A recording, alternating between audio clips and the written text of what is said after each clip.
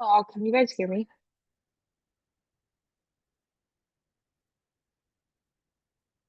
Okay, thank you so much.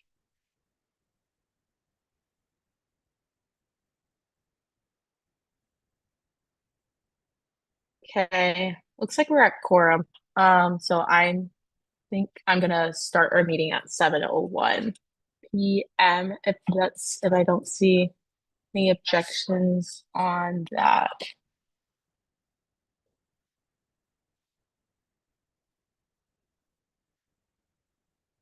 Do I have any amendments to the agenda? I have one. Gabby, can you please strike the appointments discussion? Just because of time, I can add that I'll just add that to our next meeting agenda, Yeah. please. Um, are there any other amendments to the agenda?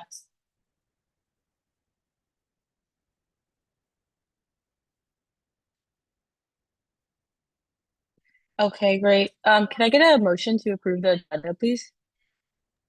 Yes, I motion to approve the July 7th USAC agenda.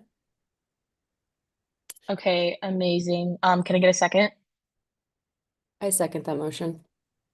Gabby motions, Korea seconds, all in favor, please raise your hands.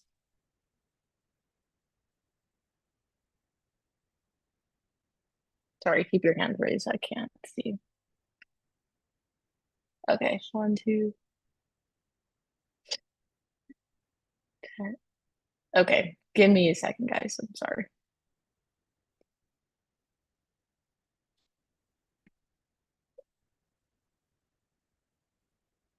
Sorry, one.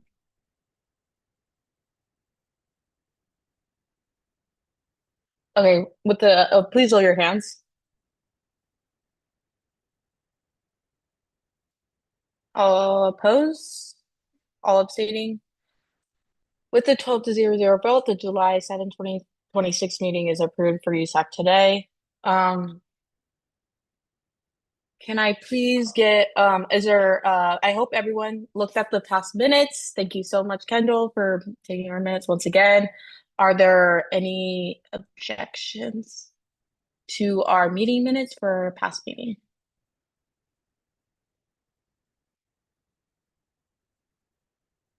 Okay, I do not see any objections on my end, so that means the June 23rd, 2026 USAC meeting minutes are approved. Thank you so much. I will now go into opening our public comment period. If there is anyone here to public comment, can you please make sure to raise your hand so Gabby can then promote you as a panelist? I'm seeing some, I'm seeing Avery S raise his hand, and then I'll go Ariana, and then I'll go Evan.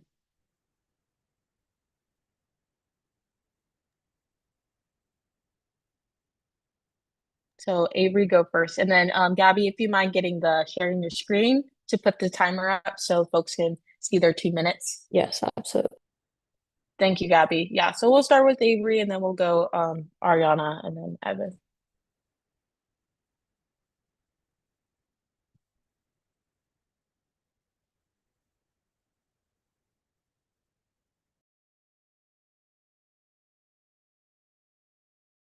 Okay, can I start? Okay, perfect. Hello all, my name's Avery. I'm the Chief Justice of the Judicial Board. And tonight's meeting, you will all be voting to approve the budget. So I'm here to ask that you increase the funding allocated to the J Board. For the entire year, we are seeking $5,778.43 for the Chief Justice, $4,000 for the Associate Justices each, and $300 for discretionary fund. So I know that this request may lead to some scrutiny, so I have some reasons for why you guys should have these increases. First, JBoard is an institution with power, and given this institutional power, funding JBoard permits the successful use of this power. Also, budget cuts reduce the diversity of voices on the board, limiting access to many groups of people who cannot afford to work heavily at lower stipends, some of whom have traditionally been disproportionately shut out from boards like ours. Moreover, budget cuts have raised scrutiny in the university public and media. We've had many Daily Bruin stories written about the budget cuts. Additionally, JBoard's cuts were originally justified by allegations of not doing enough work. In response, we've taken on more petitions. There were 8 last year, up from 6 before that, and 0 before that. We've also begun quarterly presentations and tracked our hours. Finally, discretionary allocations would allow for better public hearings, not restricted to just being simply online. I also want to emphasize that I know that JBoard isn't perfect, and we recognize that we're working on making our own internal changes, and we appreciate the support that we've already received from Council. So I've begun building up our public records, summarizing past cases, and rewriting our bylaws. So future changes may include office hours, better access to Council, audio recordings, and increasing our presence at university events, all in the name of transparency. We want to make sure that you guys know where your funding for our board is going. I have no doubt that this new council is willing to implement change. So if you'd like to learn more about what we do, you can 100% meet with me separately. You can just send an email. It's now your decision and now your prerogative to fund independent boards and maintain UCLA's judicial system. And I hope you all will choose to increase the funding allocated. Thank you so much for your time. Thank you, Avery. Next is Ariana.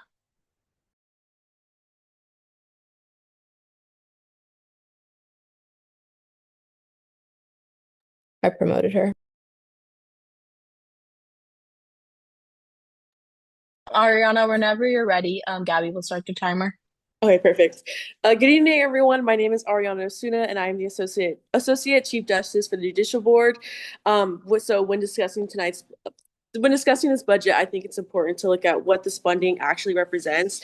The Judicial Board is the only branch of USAC whose responsibility is to interpret our governing documents and provide an independent check on the rest of the student government. If we expect the board to carry out that responsibility fairly and thoroughly, we need to provide it with the resources to do so.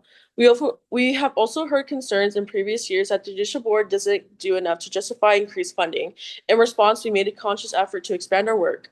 We've heard 8 petitions this year compared to 6 the year before, launched quarterly presentations to improve transparency, and have continued working to make our processes more accessible to students. We listen to the feedback and taking concrete steps to address it. I encourage you all to think about the precedent this budget sets. If we continue reducing compensation for one of the 3 branches of student government, we're sending the message that judicial independence and accountability are less valuable than other institutional priorities. I hope you'll vote to support this request and ensure that the J Board has the resources it needs to continue serving students effectively. Thank you. Thank you so much. Is there anyone else here to public comment for the USAC meeting today? Can you please raise your hand so then I can let Gabby know and she can move you forward as a panelist?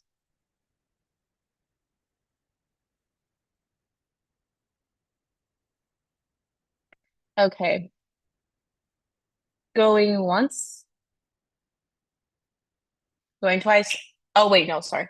Reva, please let me know how to spell your how to pronounce your name when you start speaking. But Reva, you can go next. Sorry if I mispronounced your name. No, that's totally all right. Hi, everyone. It's so good to see you all today. Thank you guys so much for having me here. My name's Reva. I just finished up my 3rd year here at UCLA, and last April I was suspended for 2 quarters, and last June I was placed on a separate indefinite suspension from campus and a ban. I would end up being banned from campus until the very end of February. So meaning I was banned from campus, the one that I'm a student at, for almost 9 months for being a quote danger to campus operations.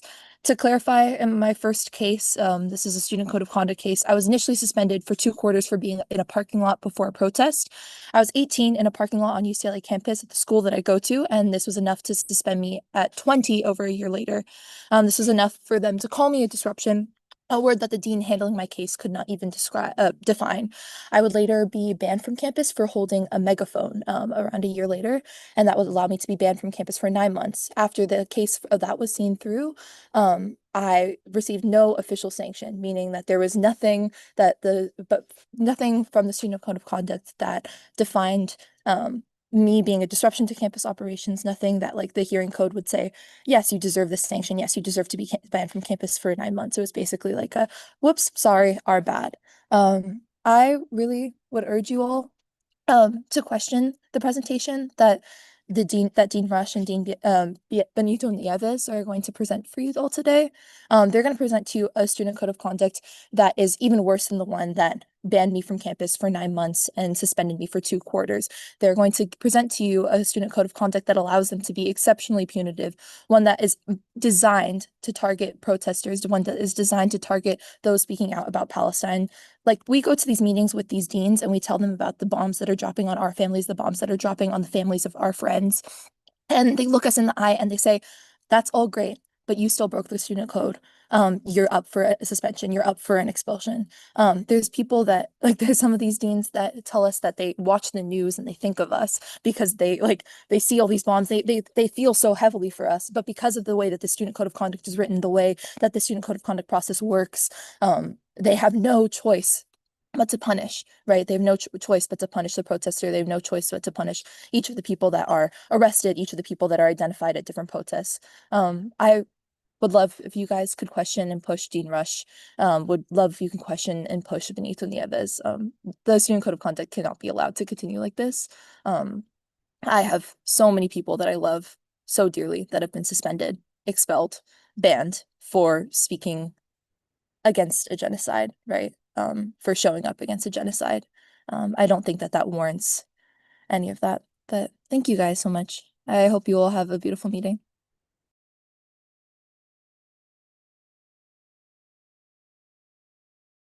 Thank you so much for sharing that with us. We really do appreciate it. Is there anyone else here today to do public comment for the meeting? Please raise your hand. Use the Zoom function, raise your hand. Okay, Evan is next.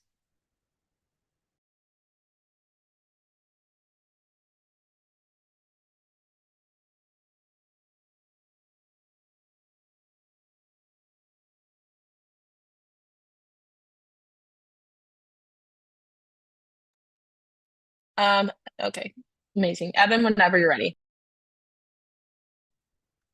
Hi everyone. My name is Evan. I recently graduated here with a statistics degree. And I also wanted to speak about my experiences with the Student Code of Conduct office.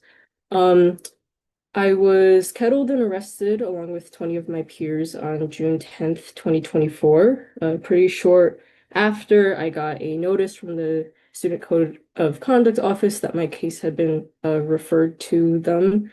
Where I would then spend a year and a half in complete limbo of like unsure of what my academic like career was going to look like in the future.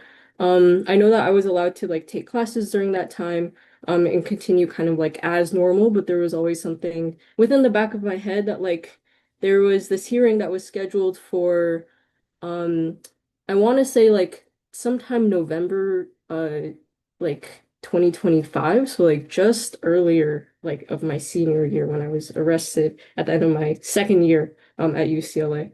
That would give me the possibility of being suspended for something that happened a year and a half ago, which is even outside of the statute of limitations for like prosecuting these cases. My case was obviously completely like dismissed by the like LA courts and whatnot. During my hearing a year and a half after my arrest, a prosecutor who is like hired by the Student Code of Conduct office, or maybe he was a witness from UCPD, I don't know. He wasn't even there that day, who only watched body cam video taken by the UCPD on the 10th, which I had asked to see, I wasn't even allowed to see, had testified to what I was wearing and like my actions through that day. He consistently misgendered me. And then thankfully, through this hearing panel, I was like not suspended and I technically didn't suffer any consequences.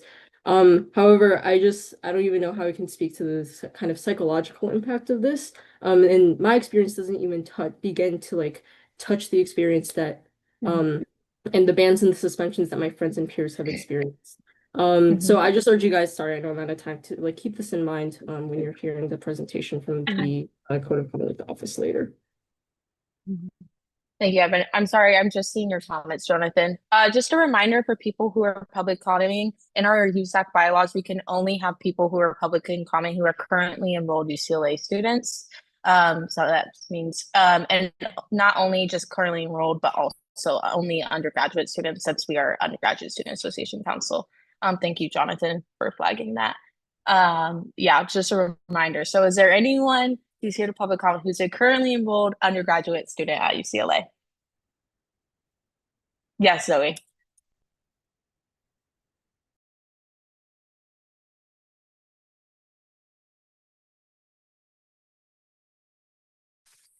Hi, I'm Zoe. And I just also wanted to talk about the student conduct hearing. I was arrested in November and then there was for picketing, which is obviously like union supported activity. And then the UC responded to that by obviously they sending me to the courts, but also saying like I just have been in limbo and will be in limbo for the next year about whether or not I'm going to have a student conduct hearing.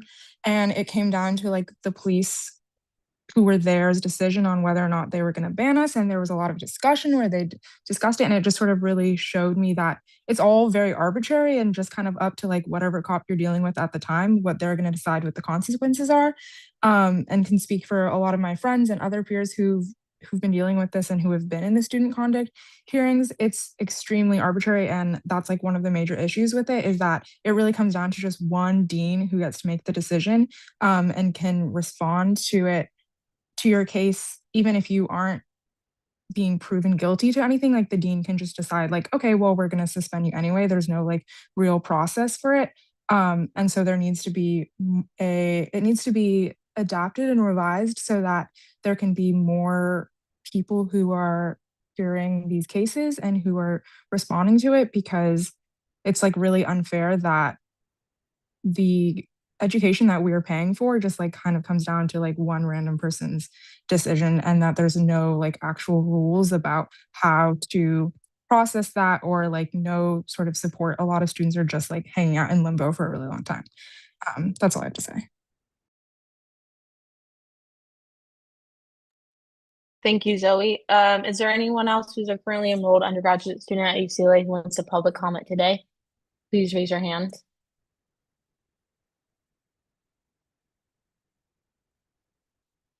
Okay. Going once, going twice. Okay, I will close the public comment period today at 7:17 p.m. We'll now move on to funding. Today we have a discretionary request. I've let the person who has made this request spoken with Orlando and Jonathan about this to share the circumstances to council so council can vote, because I'm a non-voting member.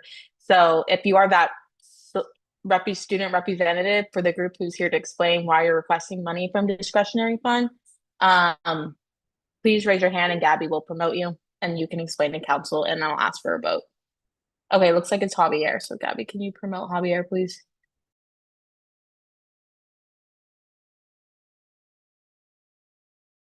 Hello, can you hear me?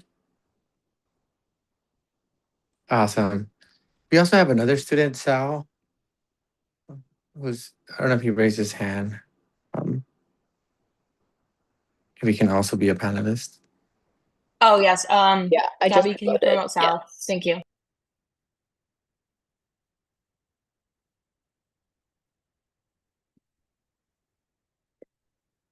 Awesome. So while Sal kind of jumps on, I can go Okay. ahead and start. Hello.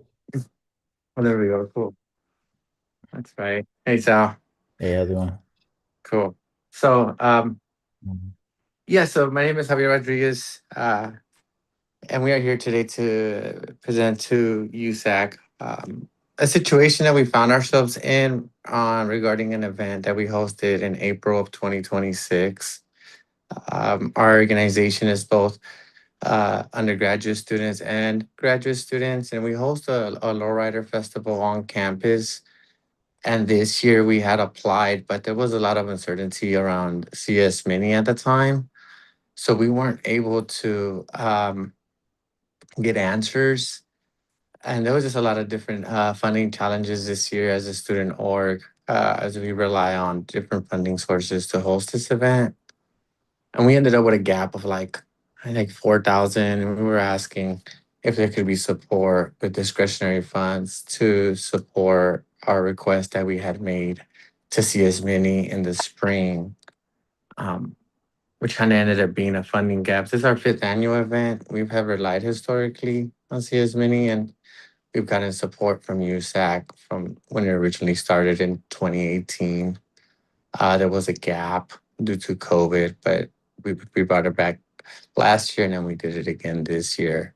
But this year just kind of had different challenges, specifically on funding. But also allow Sal to kind of speak and share who he is and what his experience was like. Hello, everyone. My name is Sal Yazzie Cruz, and I am a student at UCLA with Brain Underground Scholars Program as well. And I'm also from the Navajo Nation. Formerly incarcerated. I don't know if I said that again already, but uh, I just feel like being part of this organization, this program, has helped me a lot to like learn how to um, communicate or bring community together. And I feel like it's important because a lot of times, like myself, I feel like I'm not really welcome around, being just my appearance alone because, I just look different and I've had a lot of bad experiences around campus myself, but being in this program alone, I feel welcome. I feel like, like with family or like with my people that I can relate to and have similarities with, because a lot of times, a lot of different areas in the university alone, it's like again, I'm not as welcome as much, and many of us aren't, but I feel like being part of this organization and being able to help and organize this, it's again it has brought community together, and even though with the challenges and whatnot, but also being able to share my culture, right? To do like land acknowledgement, with the land acknowledgement alone, but also singing like a prayer song, a tribal song, right? And sharing that with community as well, and to honor the like relatives here on this land, and for all people. And I think that just this event that's hosted, it's for our community and everybody's welcome, and it just again it creates this like this welcoming I don't know if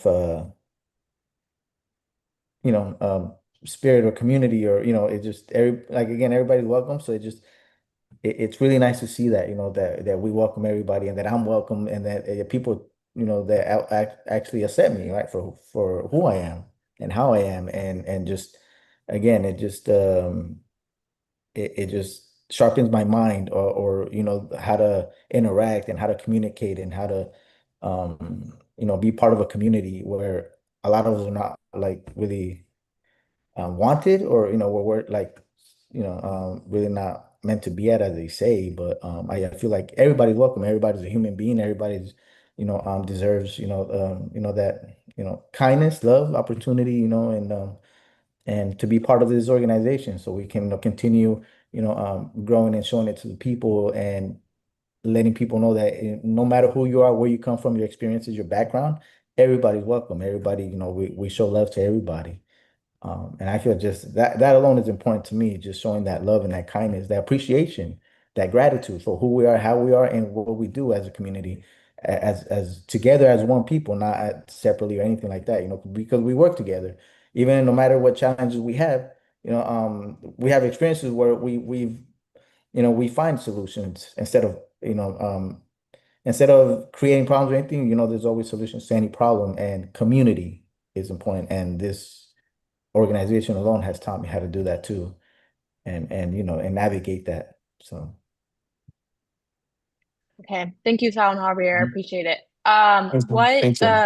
I'm looking at the line item. So what is the financial request you were asking of USAC? We were What is the asking, dollar amount? I believe the remaining dollar amount was 3,500. I believe we were asking for 3,500 from USAC. Like you're asking for 3,500? Yeah, which is the last gap that's left. It's a huge bill. The event is hosted in Dixon, and Okay. so the events office bill is like close to 30,000, and Mhm. but overall it was like a close to a $40,000 event more. Okay. Okay. So you're asking for 3,500, but in the red it says 3,038.90 cents. So is that the actual amount you need, or It may be, I'm yeah, just confused? yes, it is. It's less. I'm sorry. It is less. I'm sorry. It is. It's just Okay. 3,038. Correct. Perfect. Okay. My Okay. Just apologies. because, Yes. yeah, we have to like know the specifics because we have to write it in the minutes and solidify it Yes. for No, finance. thank So we you. have to be Thank you for specific. that. Yes. Yeah. Yes. Thank you for that clarification. Yes. No, you're Mm-hmm. right. Okay. Perfect. So that's the number in the red highlight. Okay. Does anyone else have any questions before I ask for a motion?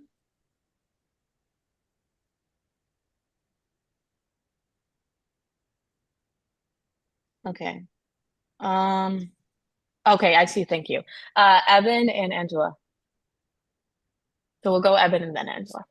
Okay. Hi, thank you so much for the presentation. I guess is my only question as to maybe just if you could just clarify this from what I understood, is the main reason why, like, I guess this request is just because of the like unknowing amounts or like the unknowing kind of like result of the CS mini fund. I think that's just kind of like the thing I kind of want to just, I guess, get a bit more concrete on.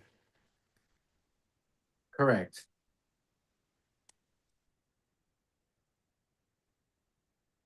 Okay. And I'll go back to you, Evan, if you have follow-up. But Angela, can you feel free to ask your question? Okay, perfect. Yes, again, thank you so much, Javier and Sal, for being here. Kind of piggybacking off of Evan, just wanted to clarify. I read the description of the event and it seems absolutely amazing. So thank you guys for hosting that. But so the 3,038 and 90 cent amount that you guys owe, that's directly to the events office, correct?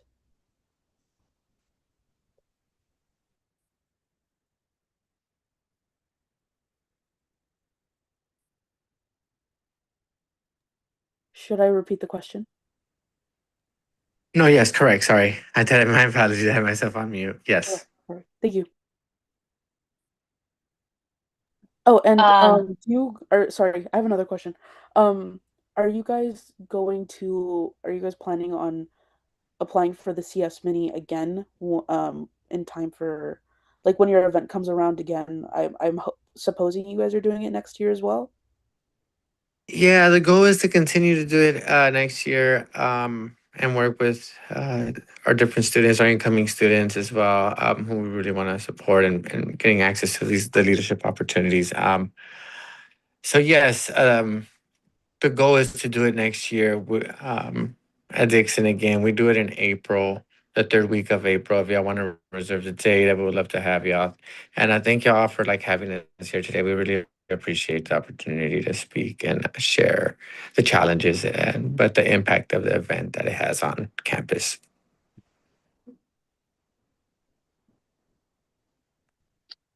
Amazing. Thank you so much. Do we have any more questions Thank you, before I Anna. ask for a vote?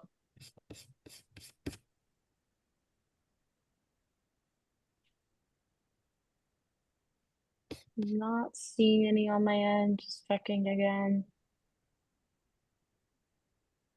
Okay, great. I'll need a motion. I can't remember if we have done a discretionary motion before, but I think for the language, just a reminder, say that dollar amount to a non-USAC entity.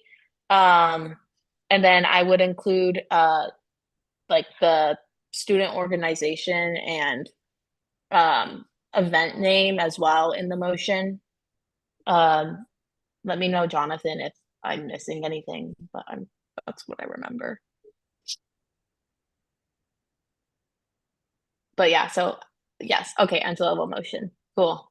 I'm so sorry if I butcher this, but I motion to grant $3,038.90 to the Angela, can I cut undergrad. you off? Wait, sorry, Yes, Angela, let me cut you off real quick because I saw Javier please. raise his hand and I don't want to do a wrong motion. Yes, Javier. No, I'm Did sorry. you have a My question? apologies. That was an accident. My apologies. Okay. Angela, go ahead. I'm so sorry. No, better to be safe than sorry. So yes, I motion to grant the undergraduate scholar initiative, a non-USAC entity, $3,038.90 for their Just Culture event taking place in Dixon Court. Angela motions, was that Maya who seconded? Yep. Okay, amazing. Angela motion, Maya seconds, all in favor, please raise your hands. And keep your hands raised until I tell you to lower them. Thank you.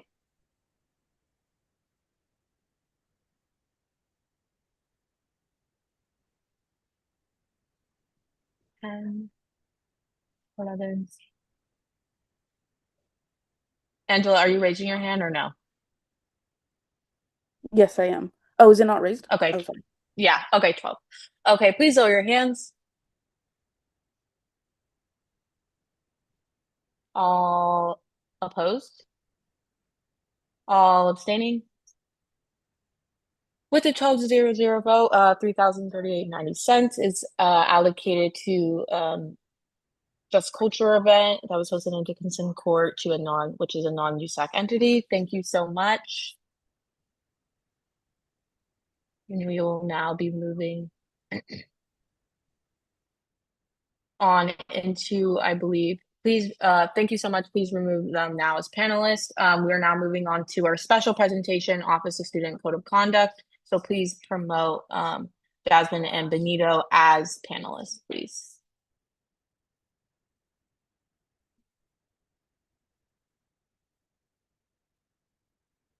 And let me know when that is done, Gabby. Thank you so much. Yeah, I just did it. I don't know if they want to share screen. They can if they want, or if they would prefer if I did. Yeah, Hi. let us know what works. Can everyone hear me all right? Yes. Yes, we can. Hi, good evening, everyone. Good Yeah, evening. I'm happy to share screen. I have the presentation pulled up. Let me go ahead and share my screen.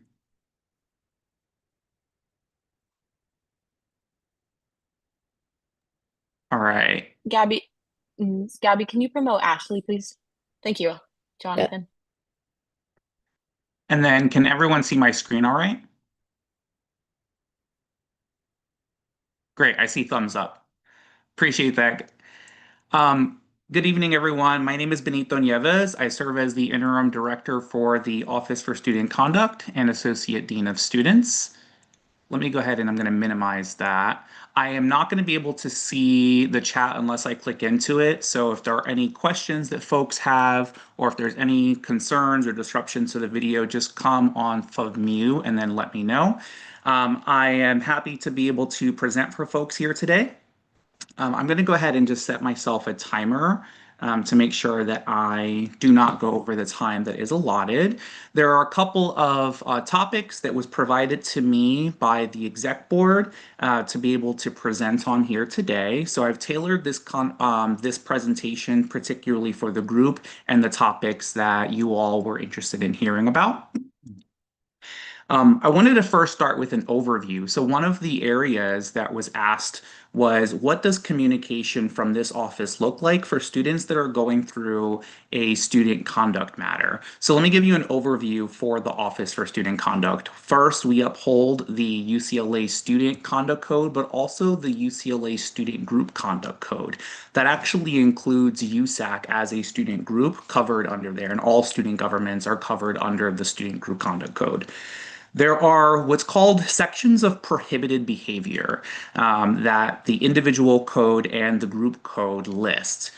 These include things like academic dishonesty or other non-academic behaviors that we state we would not want our Bruins or our student groups on campus to engage in. And typically, when there is any kind of allegation that's made to the Office for Student Conduct, a assessment of that report is done by the office to determine whether or not the behavior described is prohibited through either of those two codes, and whether the office has the scope and jurisdiction to be able to commence a review of those allegations. If the office determines that such allegation is within the scope, is a prohibited behavior concern, then formal notice will go to the individual student or the student group. And usually when it's the student group, it's what's called the signatories and the advisor or home department that give recognition to that student group. So that's a little bit of the overview of the office. One of the things that was asked about was the interim 2026 conduct code, the UCLA student conduct code.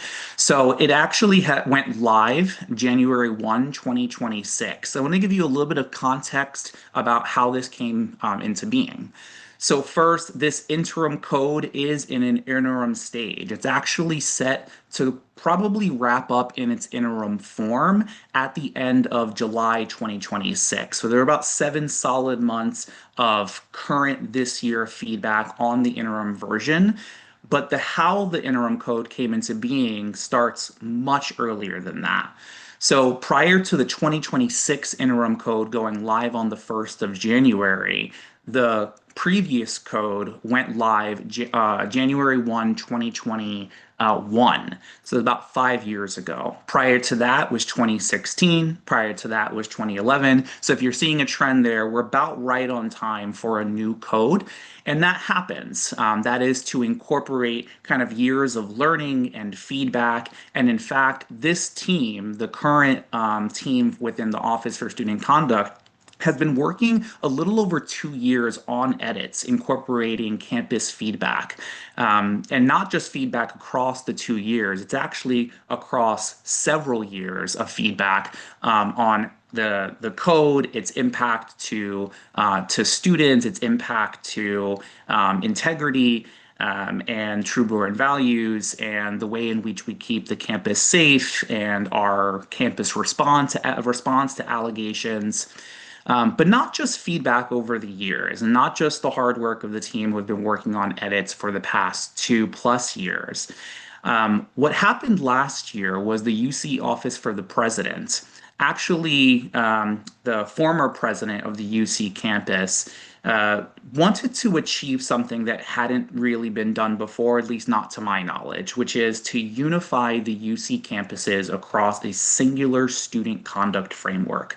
Part of the thought here was if you are a student attending any UC campus and you were to transfer to another campus, is your conduct experience close to what you might have experienced or knew was a possibility on one campus? Is there some sort of continuity? So what happened was the UC Office for the Presidents devised a bunch of working groups and focus groups, and that included students across the UC system. It included faculty members, it included staff members, it included campus constituents. And together, those working groups actually identified a singular student conduct framework that the UC system decided this was going to be the thing that we're going to try out. So our code here, what I'm going to call the local code here at UCLA, has actually been in interim form, but not just that. The parent policy that we derive from the UC Office for the President has also been in interim form. And it has been probably about 2 weeks ago when that code, what's called the policies applying to campus organizations and students, came out of its interim phase. So they've collected feedback from all of the campuses to inform whether or not this student conduct framework works for what students want to see, from what constituents want to see, and whether or not it makes sense for the UC system. With that coming to a close, it does seem like it has closed and maintained that student conduct framework. So now we have what is a framework that the UCLA will likely abide by. The current interim, still being live until the end of July, is not just to collect feedback on the framework itself, but all portions of the code. So while that parent policy is resolved in the UC system, we're still collecting information and feedback about all other elements that pertain to the interim 2026 code. All right. So, what are some of the updates that came into being for the recommendations from the campus? The first was over the many, I would say at least for the past 3.5 solid years, there's been lots of feedback around artificial intelligence being present, or rather, that is being absent in the code. The Office for Student Conduct has the majority of our cases land in the academic integrity concerns, that is, departures from students engaging in academic integrity, at least allegations related to that. But what students and faculty couldn't find within the code is any explicit language that addresses artificial intelligence use. That is not to say that we have been unable to address those concerns. In fact, back in 2023, the campus sent out a campus-wide Bruin alert that addressed that there could be potential plagiarism concerns. And over the years, the use of artificial intelligence, that is, the prohibited use of artificial intelligence, has raised concerns usually in the cheating area or in the plagiarism area. Now, with the feedback and the consistent messaging from students and faculty, is that the presence of artificial intelligence in the academic classroom is not inherently prohibited. There is not a policy that says the UCLA campus, you cannot use AI for any reason. In fact, it is actually still up to the instructor and has been, but now the code explicitly addresses what happens when the AI use is prohibited in a classroom or on an assignment or under specific restrictions, and a student uses it. So now we have the plagiarism and cheating section addressing prohibited use of AI. But supplement to that, when we have incoming Bruins, be them direct entry from high school or transfer students, they actually are meeting with the Office for Student Conduct. We're actually in the season where we're going to be presenting to new Bruins. Tomorrow is actually the first of our incoming students that get to see a presentation from me where I will address AI use. There is not a policy that says it's prohibited in all aspects. And then I will address the updates to the code and how, if it is prohibited by an instructor or a syllabus, then a student really would want to be mindful to follow those particular guidelines and seek clarification from an instructor where needed. Another area that was recommended by the campus for updates was there was no student conduct review timeline. Now there is a 90-day review timeline that is listed in the interim code that says a student conduct review should be completed within 90 days unless there's some sort of exceptional circumstance that has prevented that from occurring. This 90-day window is one of the changes that also hit the system-wide level. So this is the review timeline that is the baseline for all of the campuses. And we also incorporated an appeal timeline that offers twice the time that students had to be able to appeal. So formally, students would have about 5 days to submit an appeal, unless an extension was granted, and now a student has 10 days to be able to submit an appeal. But I want to stay with that 90-day for a moment. So if you're wondering what have our timelines look like, this is data from the 24 to 25 academic year. Typically, I run this kind of data at the end of July or beginning of August for the academic year that just passed. So this would be the most recent data that I would have been able to pull that I pulled. So when I look at from the point that a student received their notice letter to the point that a case has closed, what has been the average timeline? That's 42.5 days. And when I look at when a student has received a notice letter to if they were to go to a hearing, that's actually at the 79-day level. So hearings are when a student contests that there is some sort of violation, but the Office for Student Conduct has determined that there is enough information where a panel may find that student responsible. So again, we are within a set 90-day timeline, which has been finalized in the Office for the President policy under PKOS, and that's currently within the interim code, and we're well under that, at least statistically speaking, when looking at the last year's data. And anecdotally, I would say that we're well under that when we're looking at the past year's data, even though I don't have the hard numbers there. So more about appeals. One of the changes that came into the interim code was you could only appeal certain type of case outcomes. That is, only particular types of sanctions. Notably, if a student received a warning or what's called a disciplinary probation in the 2021 version of the code, they would not have been eligible for appeal. That is the kinds of cases that didn't go to hearing and yielded a warning or a disciplinary probation. Now, in the interim code, all kinds of sanctions are appealable. Every kind of sanction is appealable. So not only have we doubled the timeline, but we've made it so that students can appeal any sanction outcome. We've also added particular criteria that a student is able to appeal, so that there's some guide for the contents of a written appeal. So other portions of the system-wide PKOS parent policy, there were updates to what's called Appendix E, F, and now the introduction of G. These are the student conduct policies when a student is going through the conduct process for Title IX, that is sexual violence and sexual harassment related allegations, and Appendix G is the anti-discrimination. So that is harassment, discrimination, or other forms of bias towards protected class. They've also updated the rights to advisors. So notably, what I should say is that a student being able to have an advisor join them in the student conduct process is not new to UCLA or to the Office for Student Conduct. In fact, advisors, the rights to an advisor was in the 2021 version of the code. But laws that went into effect January 1, 2025 actually introduced an update to some of those rights. That is, they expanded them, notably to include that if a student was unable to find or just simply find an advisor or simply wanted the university to be able to provide one to them, the university now has an obligation to be able to provide an advisor.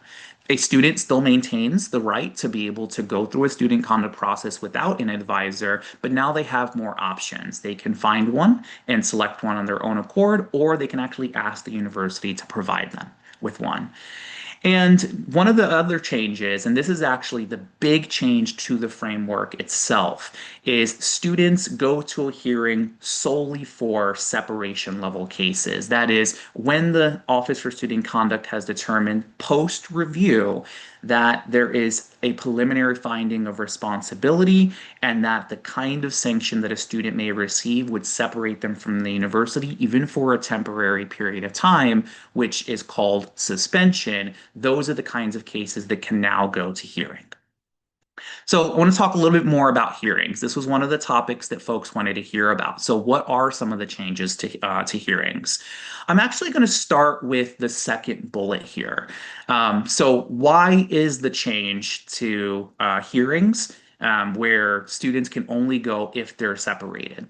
In the 2021 version of the code, any time that a student contested that they engaged in any kind of violation and that review concluded preliminarily finding them responsible, that is, the reviewer determined that there's enough information there where a hearing body may find that student responsible, that case would go to or be slated for a hearing.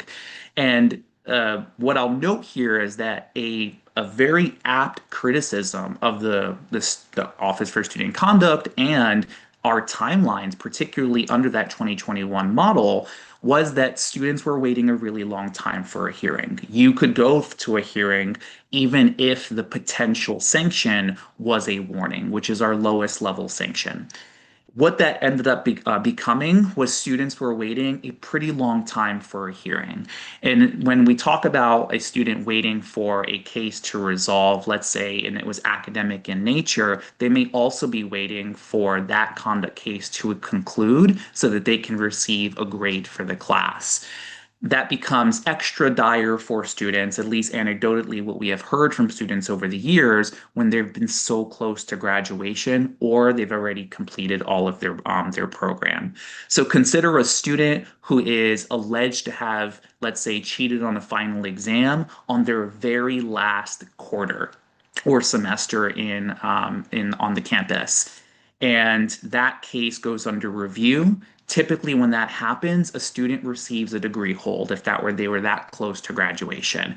And if a student contested that were to occur, even if it was low level, let's say no separation was recommended, that student may have to end up waiting for a hearing, which when we were leaving the 25 or the 2025 calendar year, students would be waiting probably close to a year for their hearing to commence.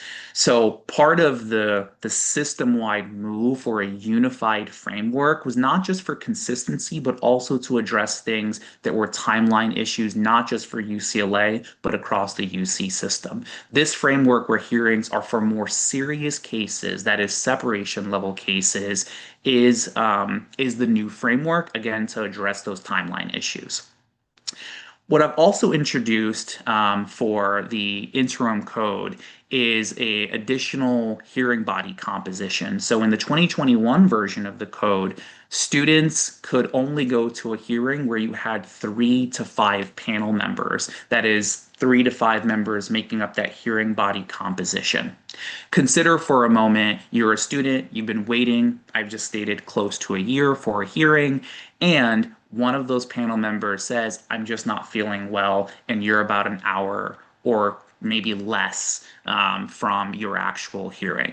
Our office would really try to get a replacement. That is someone who is an appointed person, who's been trained.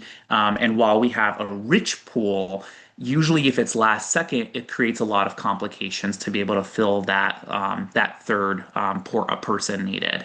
And that often resulted in a student's hearing being canceled last second and needing to be rescheduled. As a student, understandably, you could be frustrated that occurred.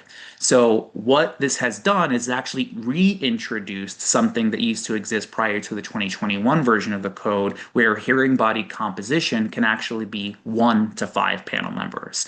And so if you were a student and you were awaiting a hearing and that circumstance happened to you, you actually would have the ability to be able to say, I'm good. I really want to be able to proceed with a singular person, and so that I can have this hearing occur. So it reintroduces the 1 to 5 as opposed to sticking with the hard policy of a 3 to 5 composition. Okay, so that covered all at 1945, all of the topics that folks wanted me to cover. I now actually want to turn it over for questions.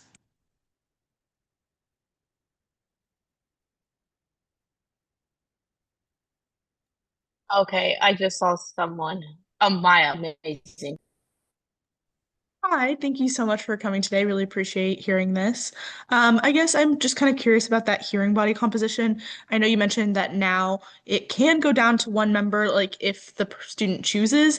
Is there a way to say though that no, if there's not a minimum 3, like I don't want my case to proceed? Because I guess I could see like there being concerns about bias or any of that. Yeah, so if there is any concern about bias at all in any composition, the previous code addresses that and the interim code addresses that. If a student has a concern that any member of their hearing body poses a concern for conflict of interest, that student has the ability to say that they have a concern. And so I do want to note that it's not just about the composition number where a student can voice a concern. And it goes actually both ways. If the hearing body says, I feel like I know this student and I would have a concern, right? Hearing a case for this student, they can raise that as well, and we can seek to be able to replace them. So the code actually says that the Office for Student Conduct will determine the the composition itself, but a student can say, for example, I don't want, right, a singular person. I want to be able to have three people, for example, and the office should be inclined to be able to support a student's recommendation there. As I noted, part of this is so that it eliminates some of the concern for if a student's like, I really want to proceed to have this hearing, but we don't have three members at the time because something unforeseen has happened. Great, thank you. A question in the Okay, we're gonna chat. go. Uh-oh, I sorry. saw. Yeah. Sorry. I'm gonna go Evan, and then I'll read Cecilia's question out after. Perfect. Okay, thank you so much for your presentation today, and then thank you, Dean Rush, for joining us as well. I just kind of I'm gonna be honest, I do have a good amount of questions, but I'll stick to the first couple first.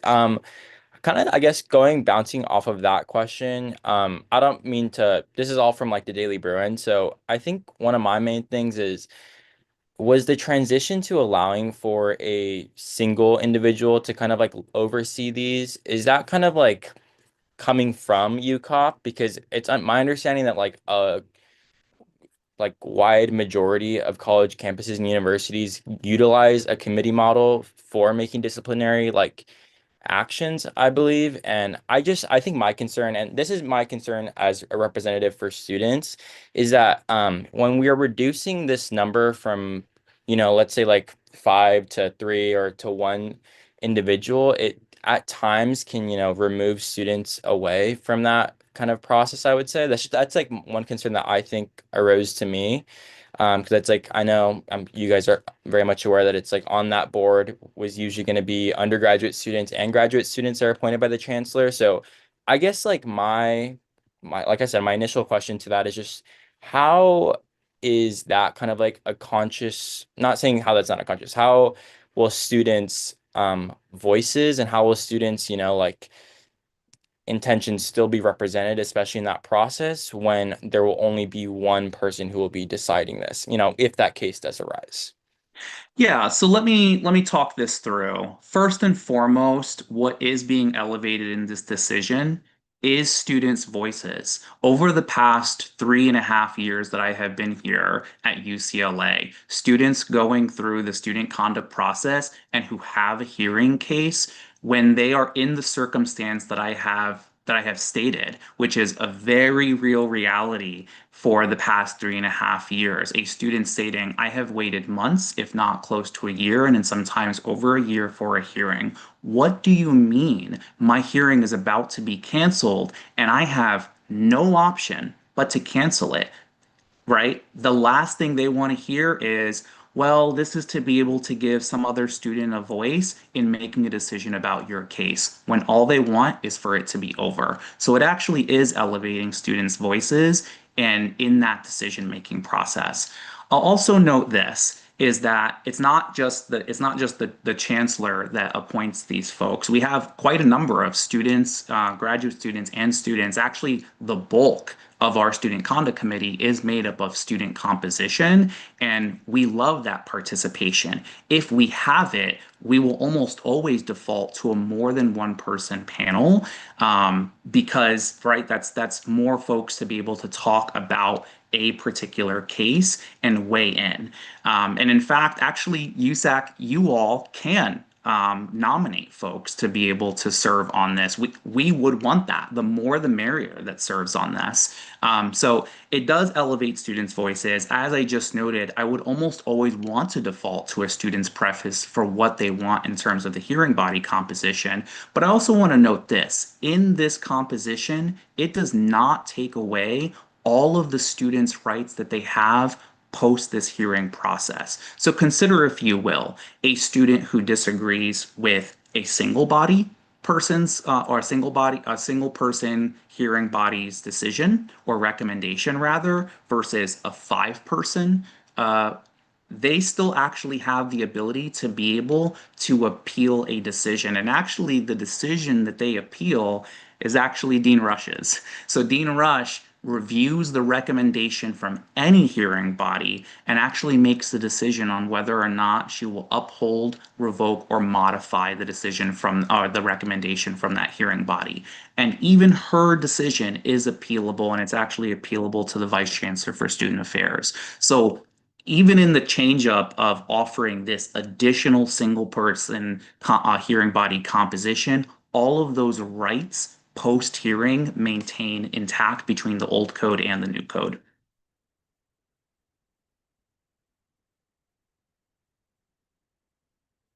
Gabby? Sorry, were you gonna read Cecilia's? Oh, sorry. I just read the chat. Okay. They're just exchanging the chats. Amazing. Yeah, thank you so much for providing this presentation. I know it's been on a lot of students' minds as it's a very important issue as it directly relates to our education that we pay for. I know the bulk of the presentation, well, I would say a significant part of the presentation was discussing issues related to AI and kind of setting the groundwork for future cases related to plagiarism and what that looks like for AI.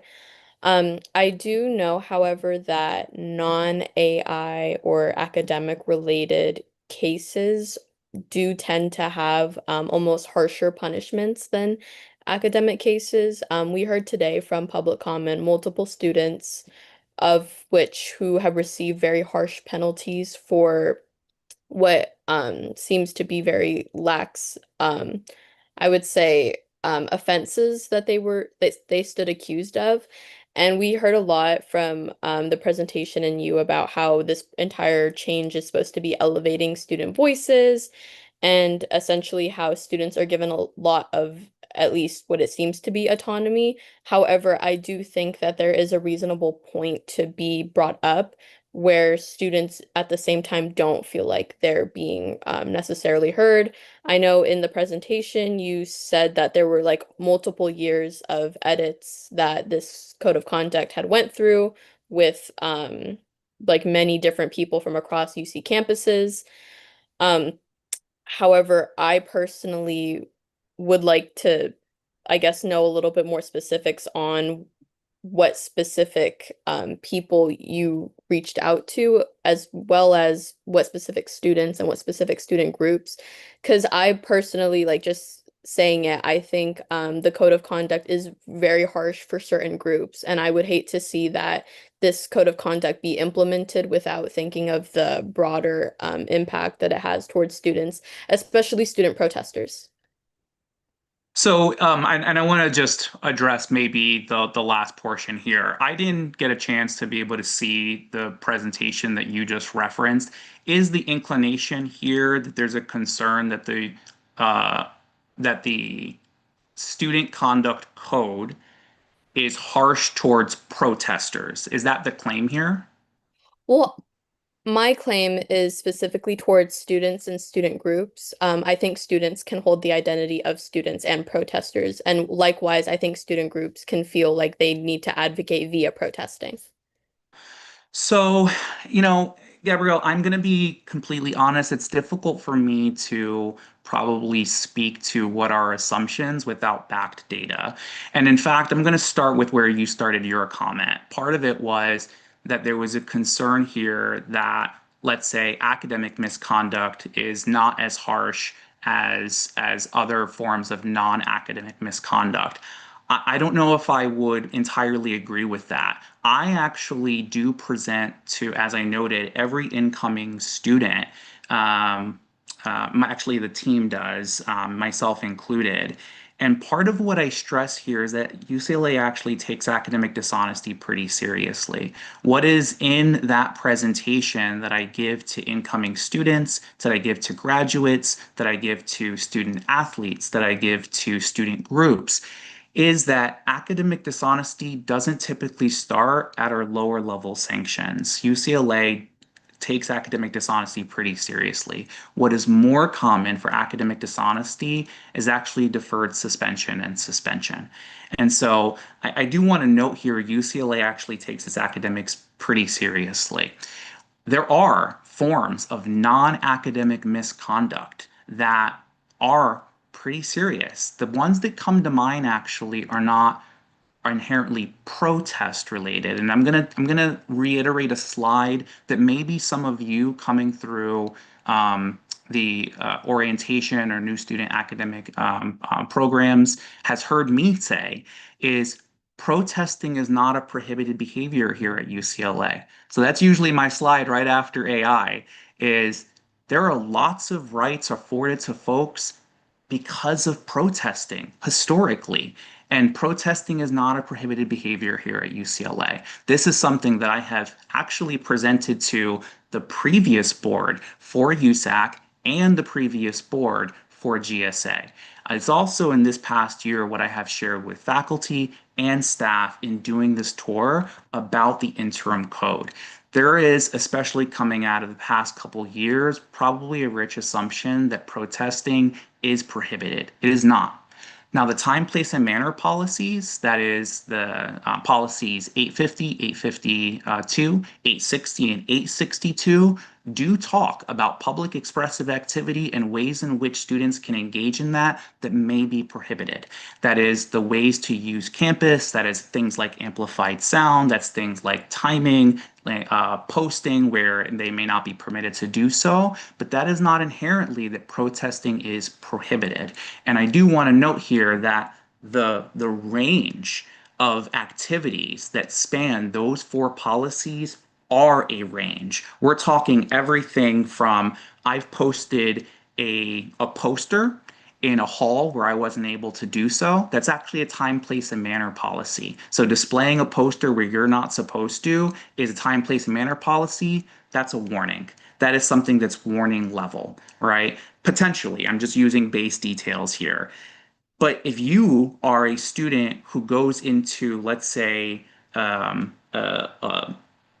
a classroom and you disrupt a final exam where students have studied really hard, this is the day before they're supposed to commence in graduation, and it's hard for them to be able to say, how am I going to retake this test? And you disrupt many people's final exam with your expressive activity, that has a much greater impact. That is probably not a warning level related matter that we're talking about. So to note that protesting maybe potentially be harsher than, let's say, academics, I feel like that's not a nuanced claim, and that the case details itself is always going to be the rationale behind how, if there is a policy violation, what the sanction looks like. So there is a lot that goes into it. And in fact, the framework for sanctioning is part of the finalized what's called Appendix H under PKOS that has just come out of its interim form. So there is a list of all of the prohibited behaviors and potentially what are the range of outcomes. But there are many factors that go into sanctioning. Thank you so much. Jay, would you call Angela and then me, I'm or gonna do Angela and then we can follow Thank up on the sanctioning question. Angela, go ahead. Hello, thank you guys so much for being here. I also do have quite a bit of questions, but I'll just ask this one and I'll wait again. But my question is regarding something that you stated in the beginning. So, to my understanding, please correct me if I'm wrong, but this is an interim code, and as you stated, the Office of Conduct is monitoring student, faculty, and staff responses. So, I was just wondering, what have you heard from students and faculty, and how are you obtaining these opinions, and then how are you eventually going to implement them? Are we going to stick with this interim code of conduct and then change it? Like, how is it that you are relatively editing the code of conduct to these new student, faculty, and staff responses or opinions? Yeah, thank you, Angela. All really good questions. I'm actually going to take them backwards. So, my anticipation is that we actually go into the 2026-2027 academic year with a solidified, finalized code. And so, I have been collecting information formally since January 1 when it went live. But actually, prior to that, any of the changes that affected other areas, I have been asking particular offices their input on some of the changes that were going to be made. So, for example, I tapped the academic senate prior to the changes around AI. And so that was, this is what I'm hearing from students. This is what I'm hearing from faculty. I have not formally tapped the academic senate. What are your thoughts on this language being put into the cheating and plagiarism sections? So I've been collecting feedback prior to even deciding formally and finally what was going into the interim. But since then, we have been collecting feedback. That feedback has come from a number of ways. That's from these kinds of meetings. So part of giving USAC and GSA their time this year to be able to have these kind of sessions where they're learning about the codes is to solicit feedback. It also is to be able to say this is not the only time that you're able to give this kind of feedback. We held 2 town halls this year that was open to the campus for students, faculty, and staff to be present and share any kind of input. We actually have a live what's called like My UCLA form that's still on the student conduct website. So if you leave this presentation and you have some feedback for the interim code, you actually can still be able to post your feedback, and that will drop off on August 1st. So you still have the time to be able to put in some feedback. And realistically, anywhere we're getting it. If you were to email the office and say, I have some thoughts on the code, collecting that, reviewing it so that I can spend time this summer really finalizing it. So when we go into this new year, folks are not in an interim status. They don't know if there's going to just be some random change that comes later, that this is whatever the final version of this code is going to be, unless the code goes through what's called a review update like we just had. Again, typically happens every 5 years, at least historically it has, or if there's any compliance updates. What I mean by compliance updates is when the law changes about something, those actually go into effect right away when that law becomes applicable. The 2 things that come to mind are the alcohol and controlled substance amnesty updates, which went live July 1, and then prior to that, the hazing one that went into effect. So when hazing became clearly reportable, and hazing has always been, or hazing has been illegal for quite some time, but when the hazing laws changed both on a state and federal level, from a compliance update, they actually changed within the code. So I'm always reviewing for what kind of changes need to happen, and always collecting feedback. And even though this code may be finalized for the 26-27 academic year, and a code edit may not happen for a couple more years, I am always open to feedback on what folks would want to see inside the code. Okay. And then one of the things that you said right at the start, Angela, was what am I seeing, right, from a like a trend in the feedback itself. So part of what I'm seeing is a lot of questions about hearings. So I totally understand that the group wanted to hear about hearings. Part of it has to do with articles that are posted, some confusions or concerns about, hey, there are changes. I'm concerned that there are changes, and really wanting to hear more about the impetus for those particular kinds of changes. So that's a trend. Things about how are we still honoring students' voices? How are we still honoring campus voices in the hearing process? That has been one. The other is, and it's no surprise to me, conversations around AI. So how are we addressing AI? How will the office try to balance a campus that really wants to embrace AI use for things like advancing particular majors or fields? And in fact, I just heard from the Career Center recently that they did a poll in the past year for folks who are hiring our students just coming out of their undergrad. And one of the more dominant things that they're seeing from a competency standpoint is that employers are wanting to see students at least have knowledge on how to use artificial intelligence tools. So, how does my office balance things like assessing academic integrity issues with AI use when the campus is putting resources into using AI to advance particular majors or careers? So lots of, I would say, comments about the code kind of reconciling what they see as dissonance there. Those are the trends, Angela. So we're gonna go Gabby, and then I'm just bumping Evans and Angela's questions in the chat for Jasmine. But go ahead, Gabby. Okay, thank you so much. Kind of going back to the conversation, the answer that you had for my like ramble a bit of ending in a question.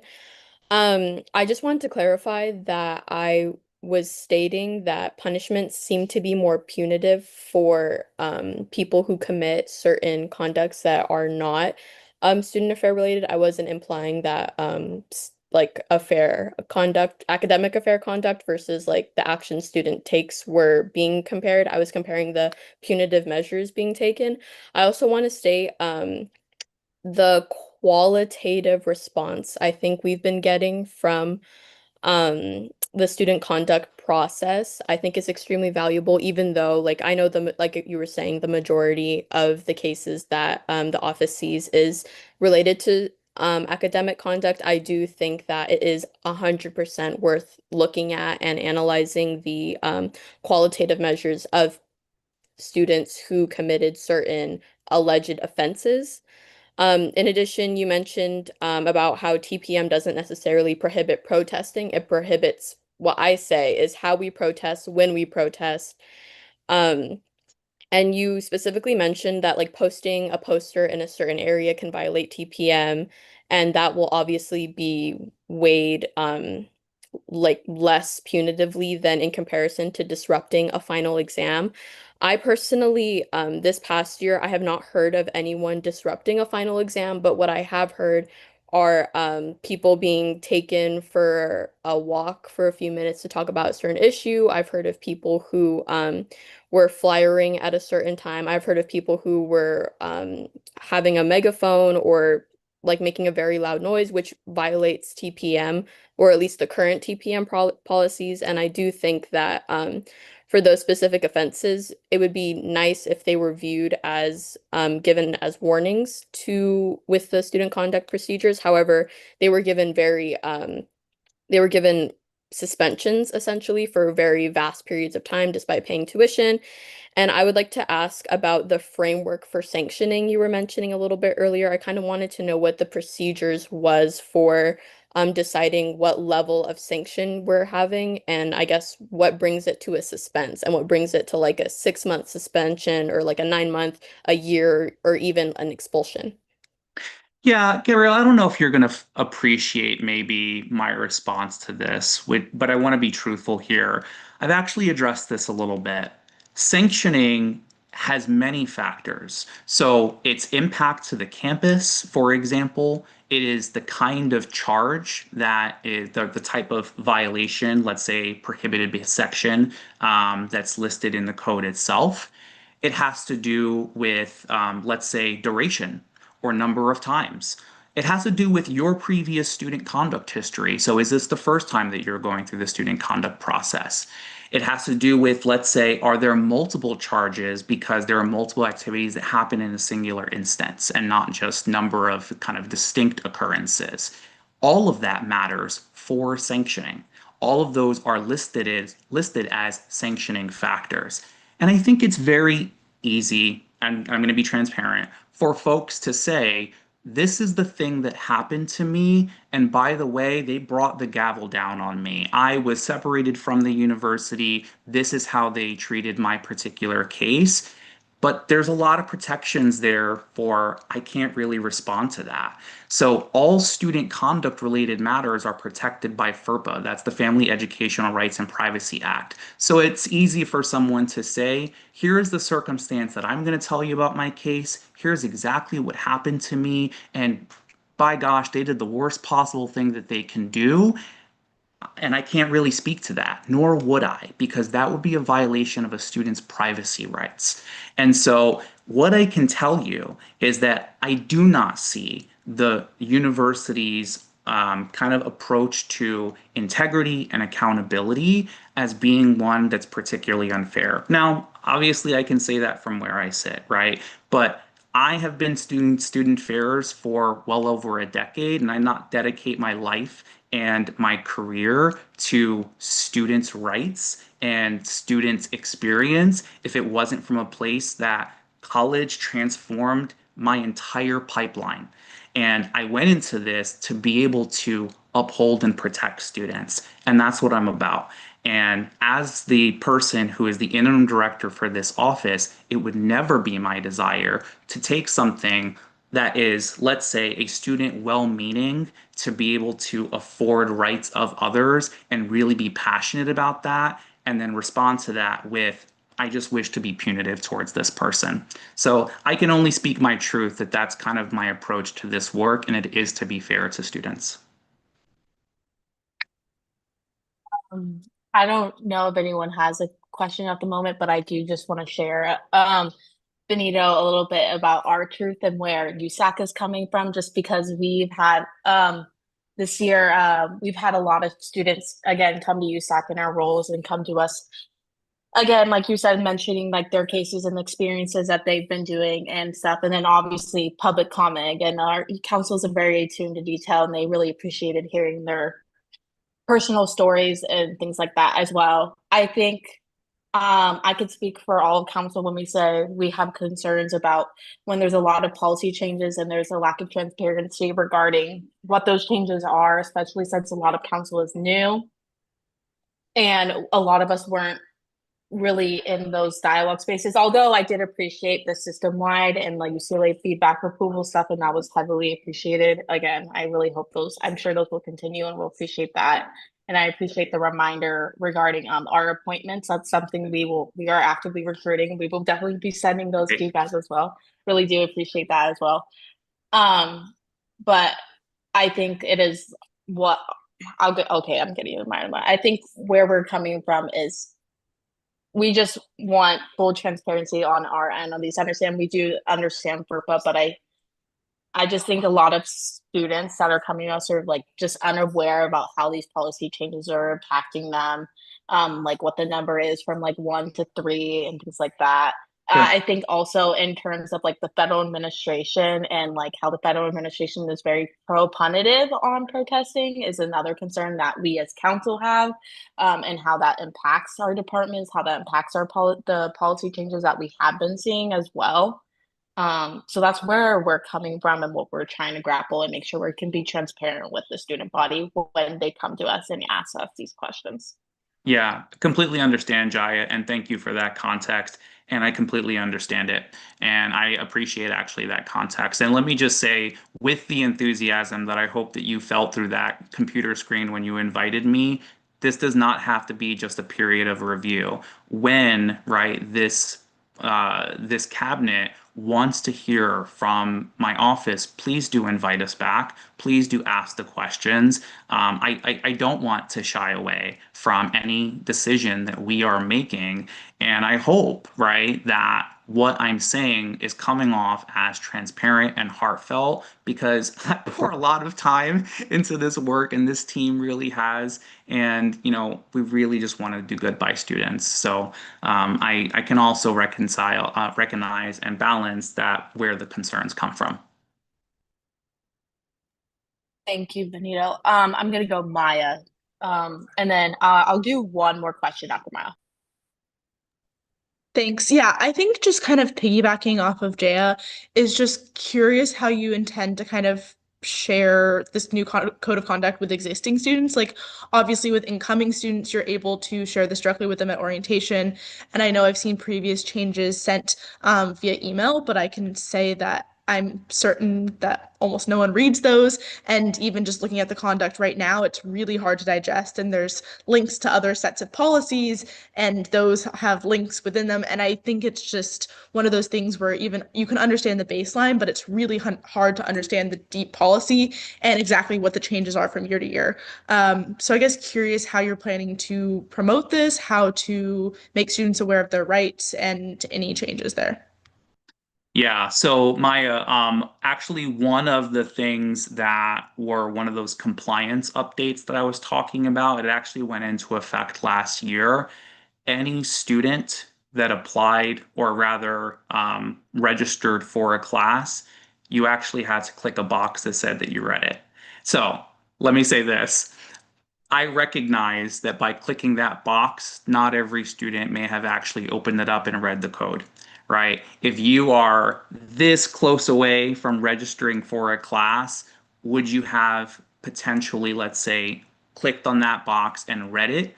Maybe some of you have, but to read it in its entirety, or maybe even let's say use the word digested it or really just understood it to a point where now I know the code, maybe that's not reasonable because it's a lot of processes. And if you are a Bruin that navigates their entire right professional collegiate career over years here at UCLA, there's a chance you may never go through the student conduct process and know full hand everything that goes into it, right? And the when it becomes salient for you is where you're facing some sort of allegation that's been made against you. And that's where it becomes important to know what it is.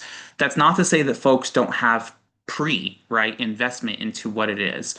What I can say is that I will always try to achieve what are learning opportunities. So we have kind of hallmark periods. We have the incoming Bruins, right? So this is you're coming in, you're getting a whole bunch of people congratulating you. There's a lot of excitement about a Bruin. You have someone like me who comes and is a little bit of a Debbie Downer talking about things like conduct matters and sanctions and don't download stuff you're not supposed to that's illegal. Don't download movies and don't engage in academic dishonesty and please treat people with respect. That shouldn't be a Debbie Downer. That's a good thing.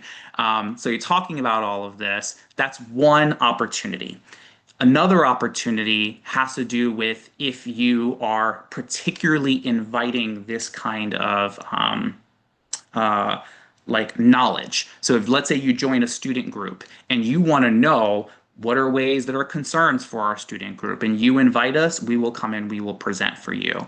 So you have the kind of hard acknowledgement, you have presentations, you have tabling. We try to be present at student affairs and other campus opportunities to talk about the work of our office. We also have these options for students to get directly involved, right, in learning about a case that a student's going through, being a person who makes a recommendation on how that case ends up getting resolved, right? So direct opportunity through things like serving on a hearing body. So we put lots of opportunity to learn about it, to experience it, to have direct involvement in it. And at the end of the day, you could actually come into the office without appointment and say, I want to learn more about the student conduct process. And there's a person who is designated there to be able to assist you in navigating campus policies. It's actually called our Dean on Call program, and it's through actually the Office for the Dean of Students.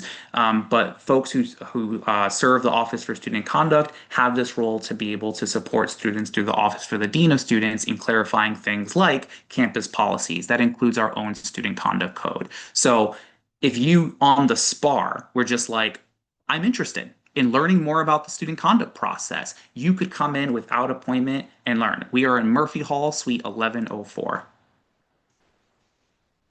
I was just answering Great Susie's. question. I was That's a answering great Susie's question, question. Susie. Yeah. Murphy Thank you, Hall, Susie. Suite 1104. And so plenty of opportunities to learn, plenty of opportunities to join, plenty of opportunities for input. And actually a lot of the feedback that we get about the code across the years are students that serve on these boards and say, now that I've seen a student go through it, like here are some of the recommendations that I have, here are some thoughts that I have.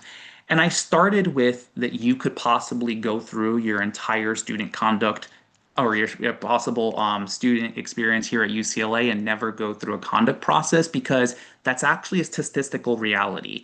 I would say less than 2% of UCLA students end up having a conduct case.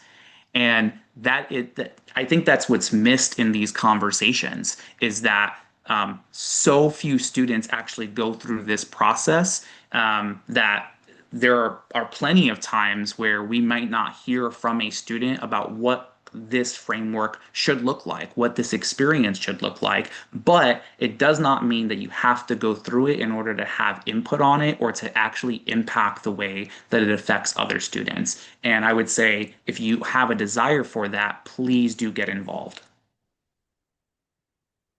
Not just the hearing process for individual students. Please, if you have a desire, and especially if you're in a student group, and by the way, you all are being on student government, please join the group conduct board.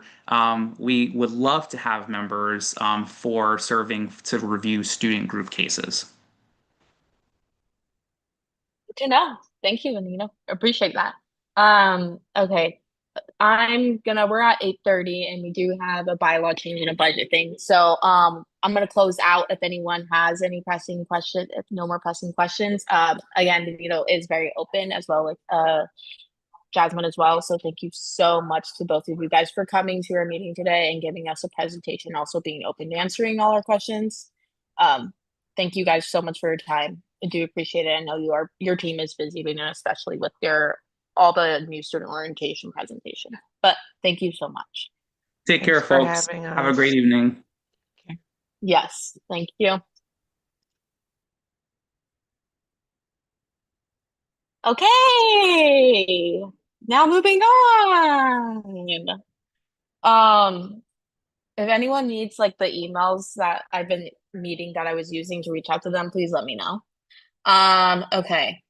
We have next officer reports. I'm a little bit concerned about time, so I was just wondering if people would be opposed if we kept it to the 4 standing officer reports today, or if you guys don't care. Because I'm always gonna ask before I do this, just because I want to be mindful if someone has things they need to share. Okay, Evan just did fireworks. Cool, cool. If anyone, because I want to be mindful in case people have things they need to share and stuff, but if not, I'm just gonna do the 4 standing reports because I want to be really mindful about time and making sure we have time for our budget. I don't see any opposition. I'm gonna give it like a few more seconds. Okay. I'll keep mine written today, but it is written. But yeah, I'm gonna pass it to Gabby. Yeah. We'll do our 4 today. What? Oh, sorry. Okay, anyway, I hired some people. Well, I interviewed them, but it's a good start.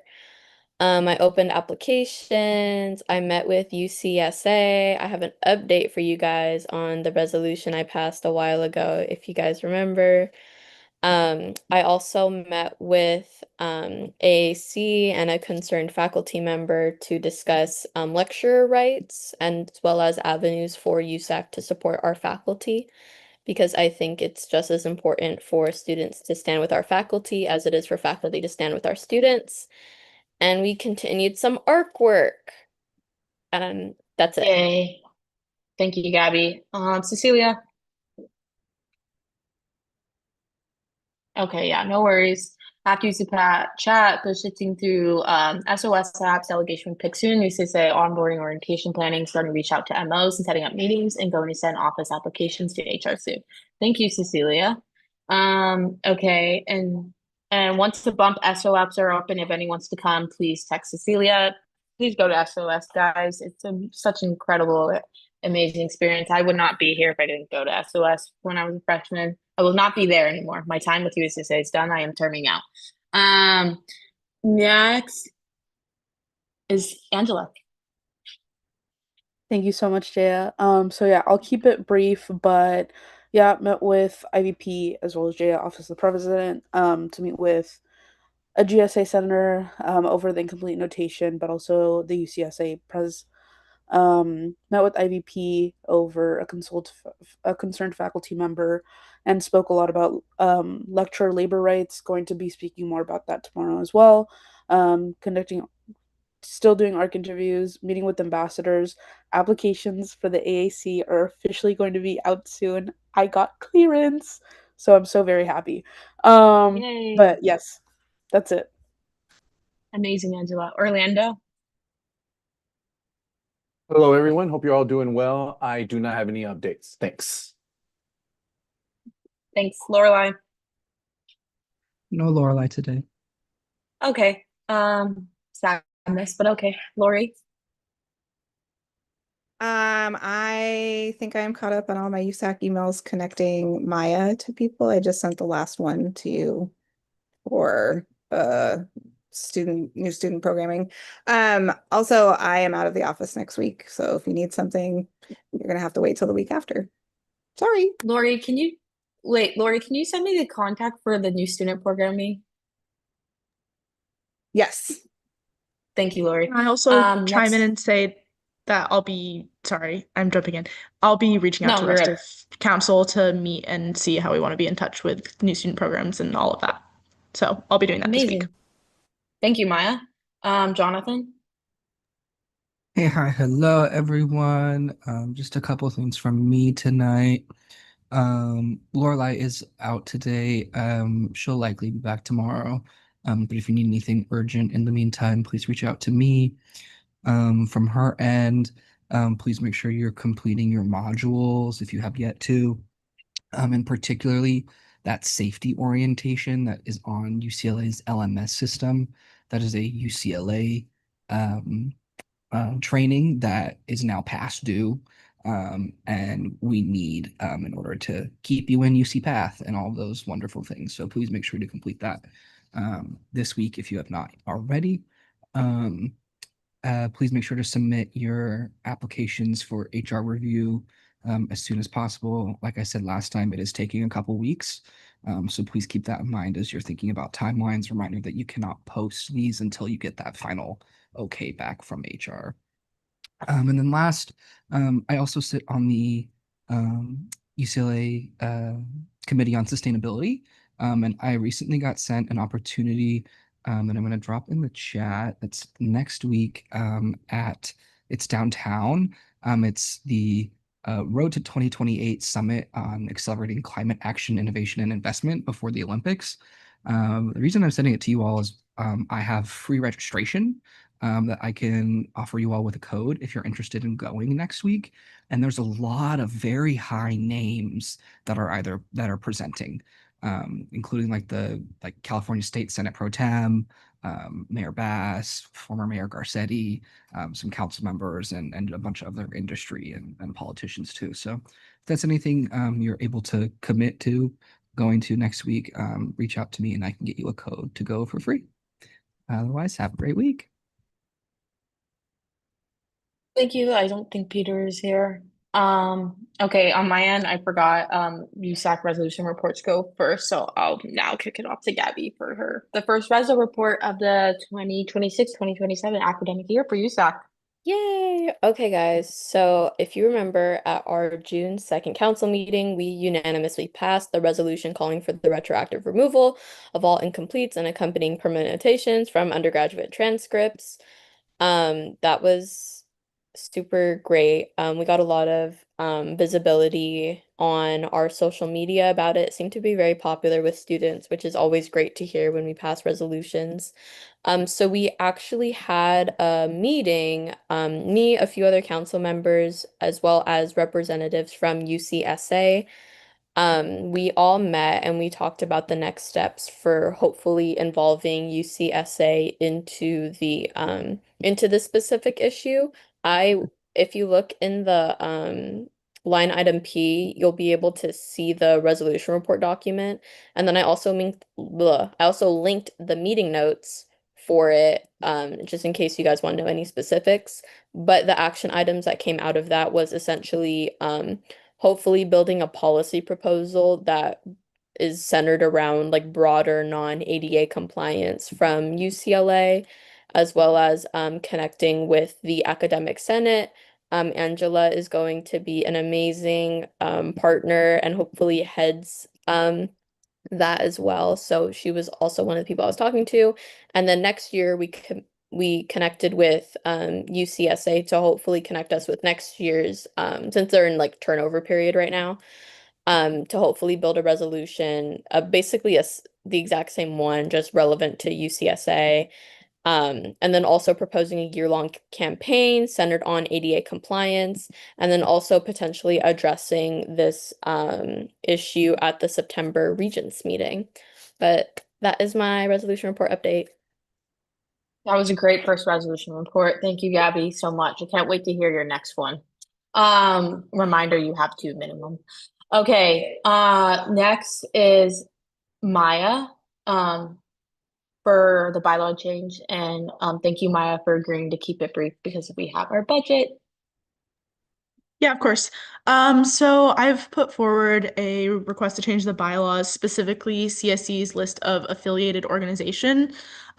We call them projects internally, so I'm going to refer to them as such. But the proposal is to remove three organizations and to add 4 organizations. For context, we have organizations reapply internally each year, and so we evaluate our current projects on factors like their annual evals, their involvement with CSC, their adherence to our memorandum of understanding. And then we also have new organizations apply, and they are assessed based on like their service, their impact, what demographics they work with, and then how we could support them within CSC. So the changes I have on that document are really just based on like kind of growth and evolution of CSC. We're trying to expand the number of service organizations that we have under us and can support with our funding and our vans. And so this is just really based on what orgs are going to be the best fit for us, that we're going to have a good impact with. I can give more specific details about any of them in a CRC meeting or in future when we vote. But let me know if you have any questions, really just trying to make sure we have the best groups under us to support the student body and LA community as best as possible. Thank you so much, Maya, for that. Looking forward to voting on that our next meeting and then hearing CRC feedback. Any questions before we move on to our budget? Okay, great. I'm gonna pass it off to Jessica. And Jessica, I appreciate what we talked about over phone of giving a reminder to SAC and council what line items we are allowed to change and what are like fixed, and that would be great. Yep, that sounds good. So Beverly's here with me today. She's our student government accounting manager. So I'm gonna ask her to share the budget sheet for me so that as we go through it, if you all have amendments, she can kind of like capture them in real time and we can go from there. But yes, I'll go through all of the backup tabs and explain how we build the budget, and then I'll point out the areas that you all have some input on adjusting if need be. And let me just Thank you. Beverly Thank too. you, Jessica. And Beverly. Thank you.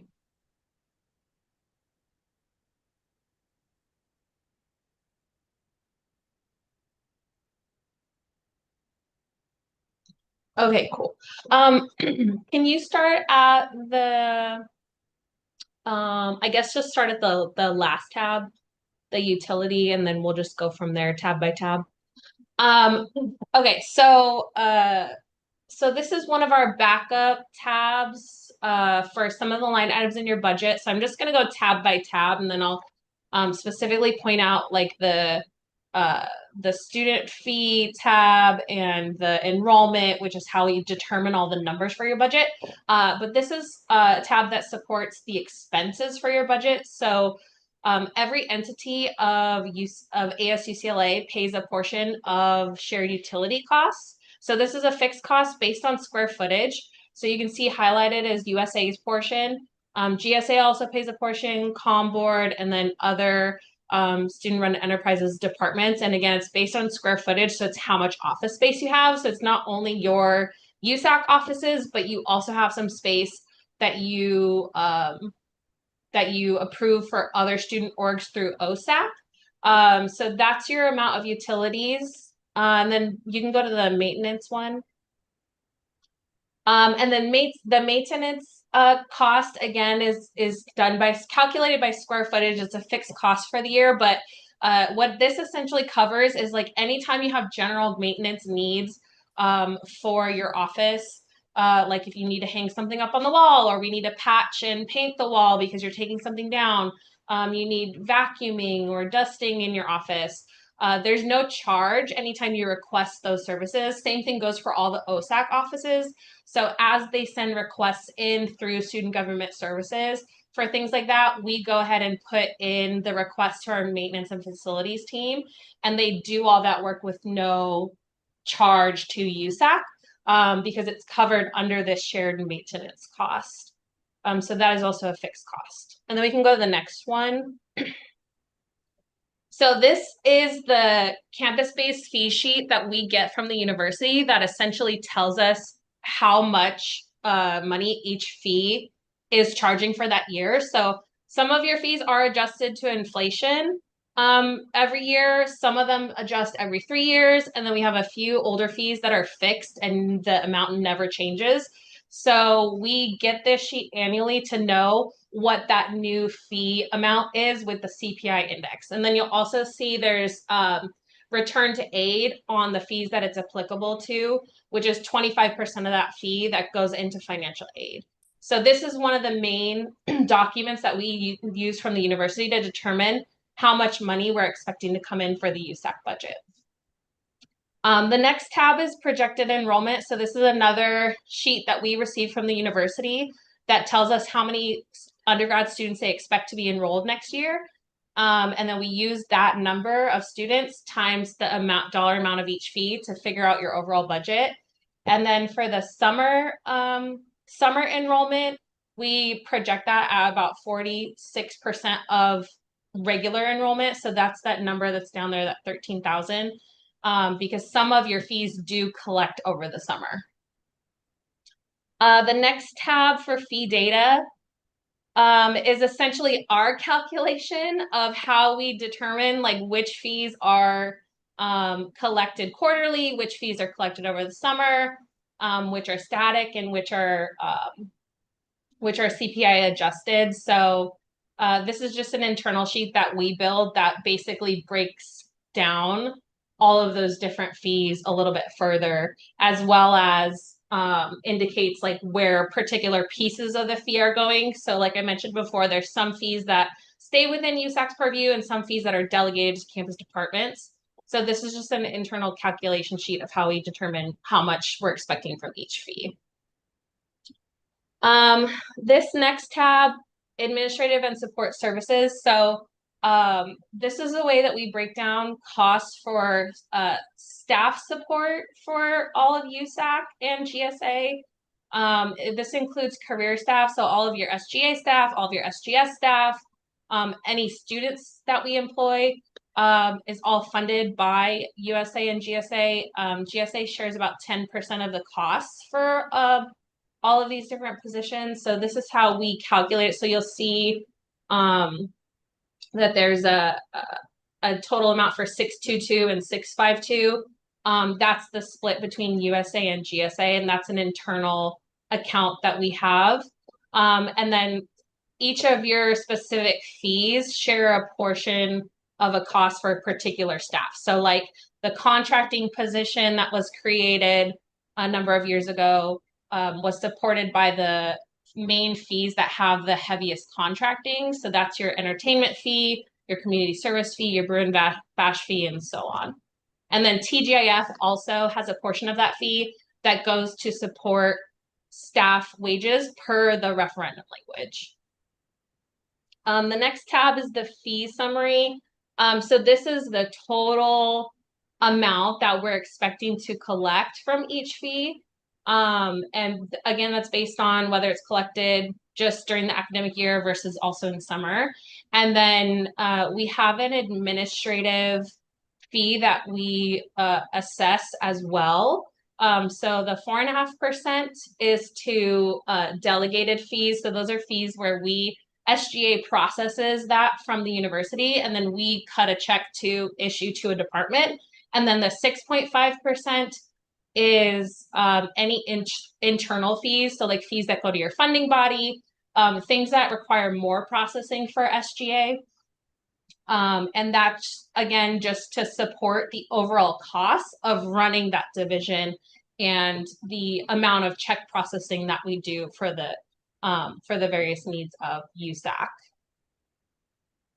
The next tab is another summary of expenses. So this is just, again, breaking down costs for staffing and then other office expenses. So these are things like your our accounting system, which is MIP, that has an annual cost. Running Cognito forms so that we can have a digital rec form. All of those things have a cost. Also, the audit. The audit is a fixed cost that we share across all entities of ASUCLA, and we're audited annually by a third party. So that's a fixed cost that they provide us for your total annual cost of all of that. And then some other subscription services that we use in student government services and student government accounting. And then Squarespace is your website expenses. The next tab, so this is a primary tab where you all have some discretion to adjust some of the amounts. So this is essentially all of the stipends for anything funded by USAC, as well as some of the supply costs for things like election board, judicial board. So the top is all of your elected officer stipends. And those are all calculated based on the hourly rate for LA city minimum wage for a 20-hour work week. So that's how we estimate how much your total annual stipend will be. It is slightly adjusted during summer. So you receive a reduced stipend during summer since you're not having as many meetings regularly. But then every other position that USAC funds a stipend for, or now we call them quarterly NECs, so we pay them directly through SGA. It's all a percentage of your executive board stipends. So this is just how we calculate it. One thing we did add this year that I wanted to bring up for you all are these 9 offices that do not have referendum funds. We budgeted $250 per quarter for an NEC for like a chief of staff / finance director. Many of these 9 offices would typically wait for carryover to fund some compensation for their staff. However, just due to all of the restrictions around how the student fees are spent, even in regards to carryover and having to stay true to the referendum, those are no longer able to be funded anymore. So we decided to go ahead and put it into your budget to start the year so that all 9 offices, if they choose to have a chief of staff or a finance director or someone to be the point person in their office, you can pay them a quarterly NEC that's already budgeted for you. But again, that's to your discretion. The judicial board section underneath. So last year, there was a determination made on the amount of those stipends. They were reduced quarterly. So that's another area that you may want to consider. I know you had some public comments today about possibly amending that. And then I believe we did not budget anything for the supplies. So that's essentially what was budgeted last year, but that does not mean you need to keep this as your budget for this year. FICOM is there. FICOM is also, your FICOM chair is also another position that receives a reduced rate summerly stipend. So that's why that's also budgeted in there. Budget review director, CS mini, and then your election board. We did add the 2 new positions that were added to E-code this year. So that we just put as directors, but again, we can also amend that number if needed. And then elections board is the one board that does have supplies, graphics, advertising, and so forth. So again, we kept the numbers the same from last year. I believe the only thing that is not adjustable is the My UCLA ballot. So that's a fixed cost that My UCLA has not increased for USAC over the last few years. So that's what we're expecting it to be again this year. So that one I would not recommend reducing at all, because we would expect that you're probably going to be looking at 6,000 again if they don't raise their costs. And then your OSAC, I believe we took out those stipends because now we just employ that as a student position in SGS. So that no longer is there. And then we do have a small budget for a mid-year retreat, which is also something if you all choose you would like to do, you can keep it. If not, we can remove it. And then we do not do the initial orientation retreat or the installation ceremony anymore. So those have been zeroed out. And if we choose to continue to not fund those this year, we can also just remove those from the budget line. The next tab is basically your total, what we consider like an overhead or operational costs for USAC. So you'll see again, the officer stipends are included in there. Administrative and support services is again, all your career staff support, all your student staff support for SGA, SGS. We also have all of your different boards and committees that have stipends or additional office budgets, as well as your USAC discretionary. So this year we budgeted you all for 20,000. That is a number that you could also choose to adjust either to reduce or slightly increase. Your USAC discretionary fund is really meant for council-wide initiatives.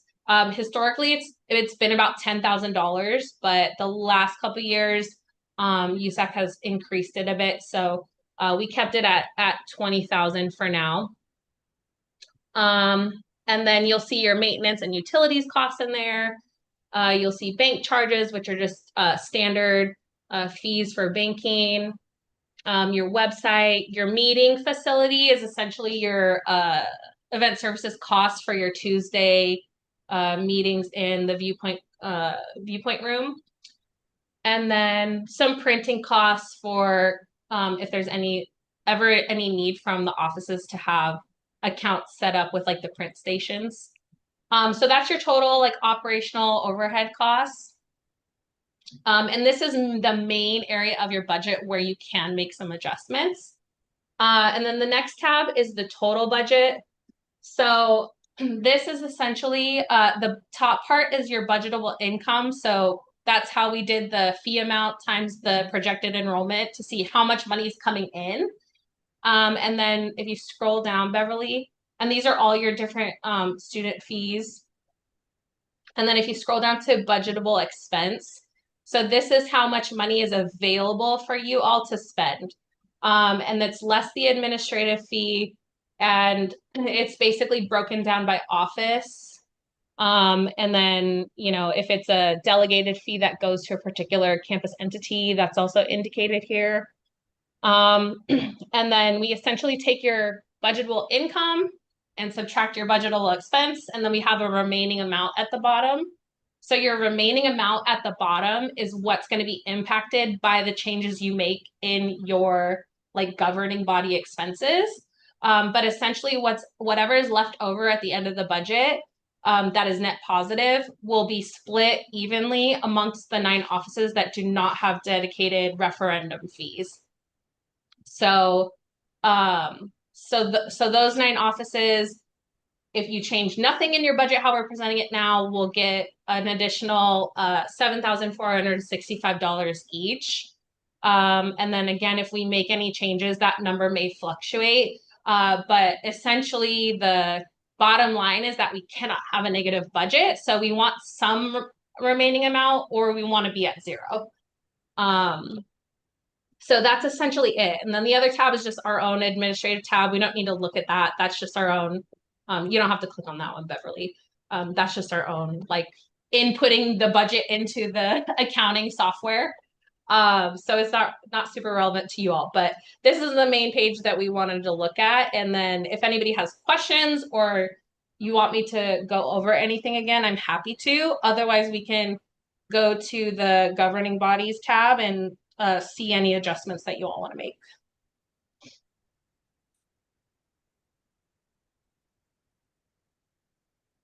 Thank you so much, Jessica. I really do appreciate that. Yeah,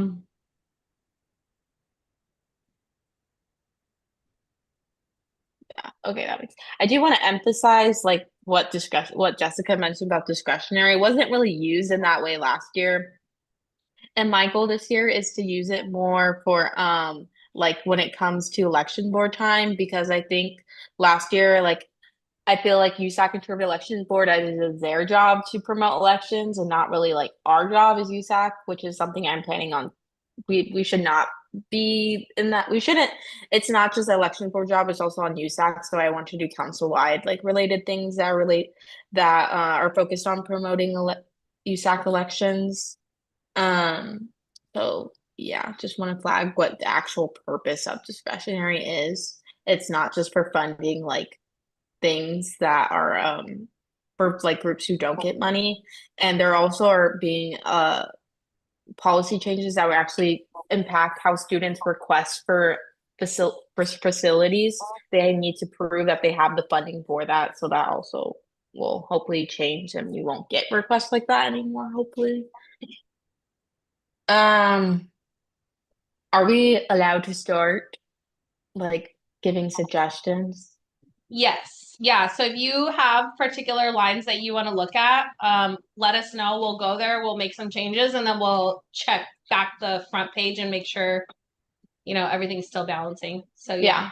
Okay, cool. My first suggestion is regarding election board, the two added consensor committee heads, and they're not like the director of that group. I think their stipend should be lower because they won't be doing as much as the director of but they should be under the publicity because they're under social media, so not under external relations. Would you like us to like do them in half? So it'll be the same amount as a single director, but they'll split the NEC for that? Or did you have a number in mind? Yeah, that's fine. That's fine. Can those line items be under publicity? Thank you, Jessica.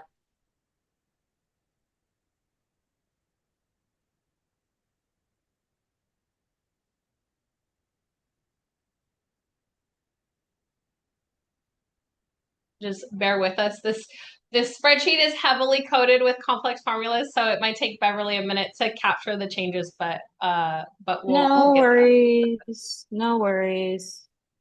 Oh, Jonathan has his hand. Okay, thank you, Maya. Appreciate. Please let me know if I'm doing something. If you guys are like, no. Jonathan has a question. Yeah, just to flag for comment. Beverly. Sorry. Yeah, to flag for Beverly, they wanted to keep publicity director the same, and then where it's the new director 1 and new director 2, you can cut out. You can split new director 1 and 2 in half each. If that makes sense. Yeah, because those positions should be under publicity. They're not under external relations. So if those could be moved under publicity because those positions were created under publicity. Yeah. Thank you. Once that is done, I have another amendment, just an amendment.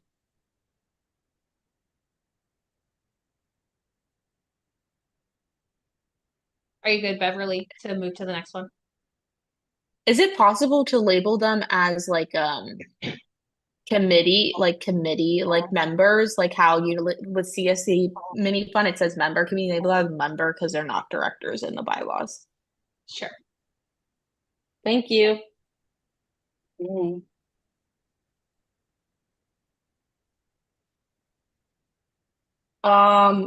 My next suggestion is regarding I want to hear from council. Again, council, we all have to be engaging in this. It's not just like like last year, everyone is like making changes, so anyone can make changes.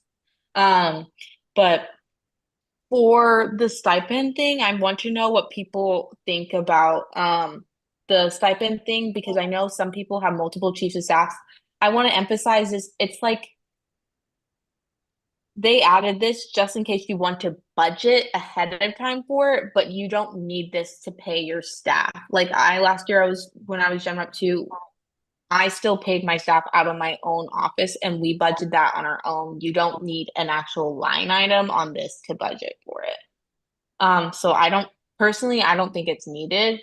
I think that's something everyone should be budgeting on their own hand because some people have multiple chiefs of staff. I see Gabby and then I'll go to Jonathan. Yeah, that was the point I was gonna raise. And then honestly, like I would feel bad cutting that just because I also have like a assistant IVP as well, which would just cut that into thirds, and it seems like it might be different for every position. So I'm not sure how equitable that is. Yes, Jonathan. Yeah, one thing to flag on this stipend aspect is the part of the reason why it was laid out this way is because there is a minimum of $250 per quarter in order to issue quarterly NECs. So if you are going to pay staff separately or otherwise, if it is below that $250 per quarter, that's going to need to be a requisition that you create and fill out on your own at the end of the year. So if you want if you want it to be a part of the quarterly NEC process where you don't have to fill out any recs, that has to be that minimum of 250. Okay. Yeah, thank you, John. I think that clarifies it more. So you guys can still pay your staff on your own at the end of the year without that line item. That line item is just before if you want to do the 250 NEC. I personally don't want to do that because I want to be able to pay my staff. I like to pay like what I did last year. I paid my staff at the end of the year a large stipend, and we budget that with my chief of finances ahead of time. And I don't want to like influence how other people want to do their own things, but I am like being transparent. That's what I did last year. That's what I will be doing again this year. But I want to hear from the non-referendum offices. So that's all the gen reps. That's the IVP. That's me. That's the financial supports commissioner.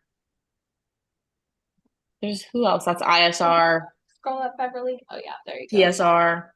Okay, yes, Evan, I see you. Yeah, I guess. Facilities.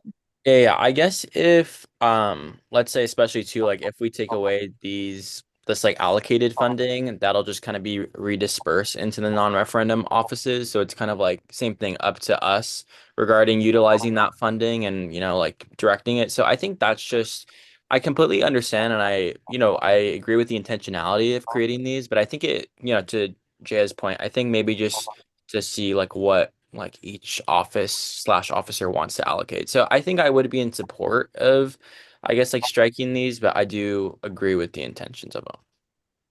Yeah. Korea. Yeah, just to second Evan on that, I do agree. I mean, as long as the money is somehow making its way back into the non-referendum offices, I do appreciate the intention, but again, like the logistics behind some of the larger offices having multiple chiefs of staffs or multiple people to split the stipend between.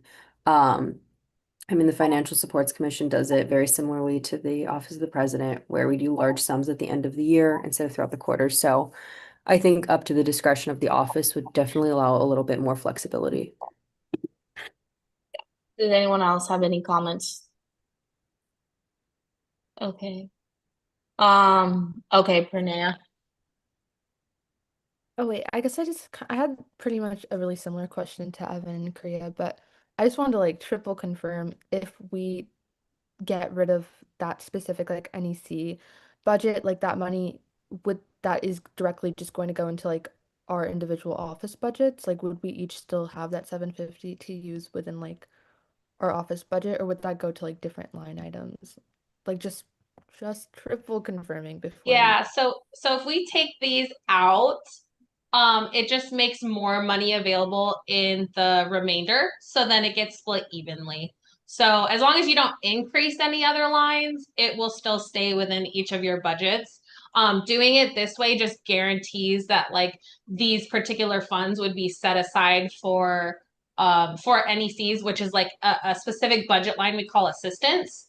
So it's just guaranteeing money in your assistance line of your budget versus the other funds that just get sent into your office budgets from the remainder are just general programming funds. But you know, like Jaya and other folks have mentioned, like if you choose to allocate some money to assistance, you're more than welcome to. It's kind of to your discretion.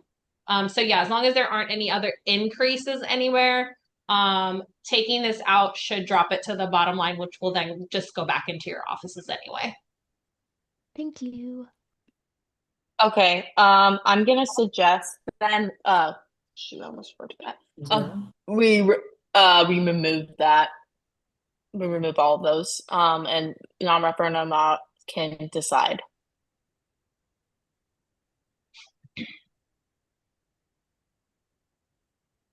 Thank you. Yeah, please and thank you. I will. The next ones that I want to go over are that I think will be good, the biggest ones that we honestly have control of is discretionary, J board, and E board. Last year was 20K allocated discretionary, and we used like what, 13,000 of it? I don't know if SVS knows. Yes, Jonathan. I don't have the exact number as of now because things are still Okay. processing. But you probably have maybe 5-ish grand left in it after what you've allocated tonight. Okay. I don't really think we need 20. I think 20K is a lot for discretionary. Again, I also like setting like a firm stance on understanding how it is supposed to be used today, like starting from now. I think this will be helpful to understanding. So please be mindful when you're retelling people what funding bodies they should apply to. Reference them to actual funding bodies like USA BOD, TGIF, CS Many, not discretionary because that's not what that fund's for. I think discretionary should be maybe 15K. I would like to hear what other people's thoughts are. Evan. I'd say maybe like, I mean, you might have more like obviously like a bit more experience on it. I maybe just leaning to be like safer if we like stick with me like maybe around like the 16 to like 17 range, or like I don't know, if you think 15 is sufficient. Like I said, I'm not necessarily fully No, acquainted with it, but no, I think I like your suggestion. I need other people to speak, please, guys. I'm not a dictator. I'm just trying to keep the conversation going. So I want to hear other people's thoughts. Angela. I am in agreement with Evan. I think it would Okay. I don't think we need 20K, especially if we still have not used all of discretionary. I think it would be nice to 18K be maybe? safe. So I think 16, 17 would also be good. Okay. I mean, I'm not a fan, sorry, of like odd numbers, but I'm like superstitious. So, oh wait, Korea said something. Yes. I'll back them on that of the 16 because if we had Okay, nice. 20 last year, we used around 13 and now we're still around 5 today. I think 16 would be an appropriate amount and then we can allocate the other money elsewhere. Yeah. Based on right now, we have used 15K from it after today. So, okay, Gabby says 16, Pranaya says 16, Angela says 16, Korea says 16. Okay, can we do 16 for discretionary? Okay, Cecilia also says 16.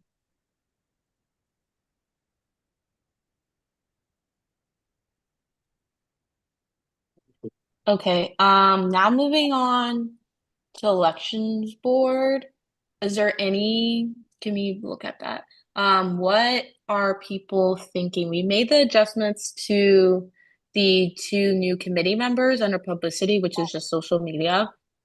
I know Divine has talked about making changes to some of their line items for specific things. I've heard that from Divine, but like to know if anyone else has any changes towards how much the e-board is being paid by share. Be mindful that these are their work is more of in spring quarter. So just think about that when you're thinking about stipends and stuff. Yes, Gabby. Yeah, I will say I'm not entirely sure if eBoard is going to take similar approaches that they're taking last year, but I know them like depending on last year's use of the allocated amount for I believe it was advertising was a bit. Yeah, I understand that. I completely agree. I would like to hear from professional staff and Jessica. I'm not quite sure how we can like codify that in a budget line item, but that's something I was planning on working with Bali on anyways and making sure that they're not doing that because I think that was a waste. I'm not quite sure what if we can restrict like that. Oh, Jonathan has his hand raised. Go ahead. Yeah. Yeah, really your main power there is within your appointments. You appoint to those bodies and um, they do report to you, so it's in your follow-up and reporting with them to kind of enforce that throughout the way. Yeah. In terms of the signatories, at the end of the day, they do kind of have that signatory power. But something to keep in mind too with that is that they were also awarded, I think, around $8,000 in carryover last year. So they did use more than what is listed here currently. Oh, that's good to know. Thank you. Thank you, Jonathan. Maya. Sorry, can I just clarify, is this advertising budget like what was distributed to candidates? Like this is what funded our individual expenses of flyers and posters and all that? Or is this supposed to be advertising funds that funds like nonpartisan election promotion? I believed it was nonpartisan election promotion. Correct me if I'm wrong, Jonathan. Looking at the lines that are here, maybe Jessica or Beverly could hop in. I think that would include candidate reimbursements. Oh, it's So all of it. I don't know where else that would come from. Yeah, let me see if I can look on the budget report. So it's candidate reimbursements and the general election promotion? Like campaign expenses. Okay, and general election promotion. And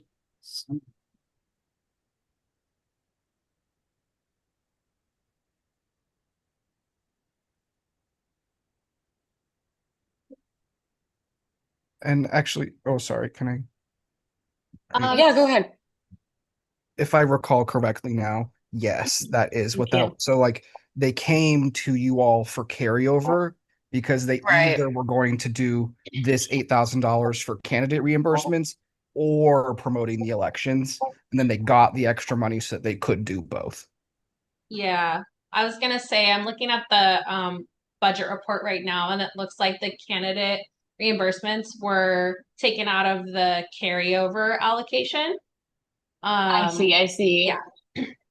So, but I mean, typically, if they wouldn't have gotten a carryover allocation, then it probably would have had to come from there, since there aren't any other line items of the budget.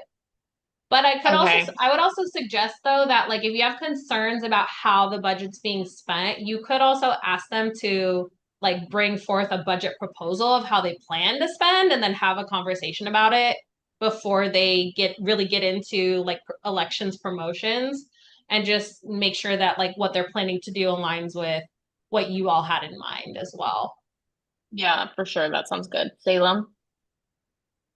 I was wondering if that extra money that they asked for to be able to do both the reimbursements for candidates and their own promotion, was that what the like meal vouchers? Is that how they chose to spend that this year? I'm wondering what the promotion was.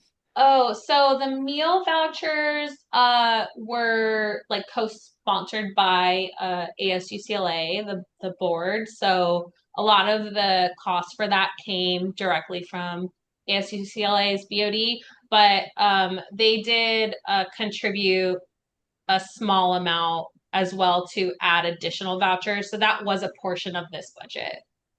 Okay, do we have it was the giveaways? But Okay, yeah, they thank you. did a lot of giveaways, and then I think they also paid for some like advertisements on social media. Okay, thank you. Promo videos with celebrities. Yeah.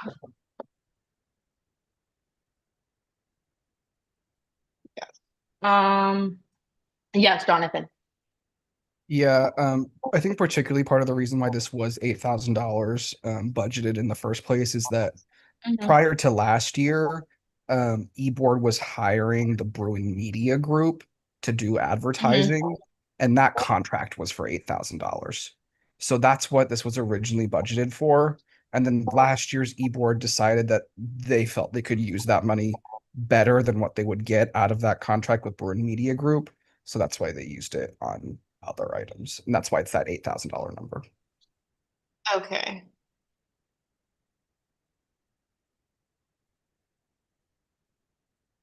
Okay.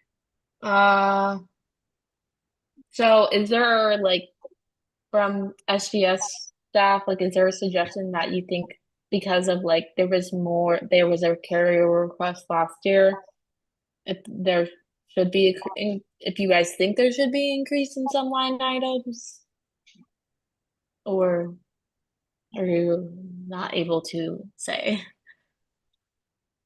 I'm asking for guidance. Yeah, I don't necessarily think that you all would need to increase, but I would probably discourage any decreases just because you know, we can't like once everything's fully budgeted and allocated, we can't really go back and make changes to make more money available. Obviously, you have your USAC discretionaries, so you could choose to use some of that to support elections when it comes up. With carryover, we really never know exactly when carryover is going to be available for discussion. It's all dependent on the audit. So so yeah, I would recommend probably keeping the same. If you're going to lower anything, I would just caution not to lower too much, just because there's so many different uses for the advertising line, and it really is dependent on like the e-board chair and their direction that they want to take elections. So it's just something to keep in mind. Got it. Jonathan?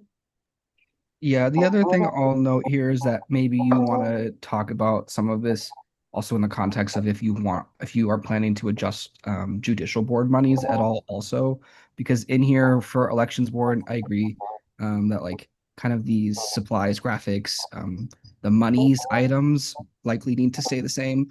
But what you may want to look at is their stipend amounts. And especially if you're considering adjusting stipends for judicial board, kind of looking at those hand in hand and maybe redistributing things around, if that's something that you are wanting to prioritize. But in terms of reducing, I think stipends may be kind of the area to look at. Got it. Thank you, Jonathan. Okay, that also is a good segue into judicial board. We've heard a lot of multiple public comments today. I received like outreach from J board on my end, also to be transparent about increasing stipends. So again, really want to hear from council of what you guys think we should be doing. In terms of J board, I personally think they did a lot at the end of last year, and they also all of last year did quarterly transparency reports with us and presentations. And they were sending us timesheets of their login hours. So I really definitely feel like they do deserve an increase. I'm not sure what, so I really would like suggestions from other people, and yeah.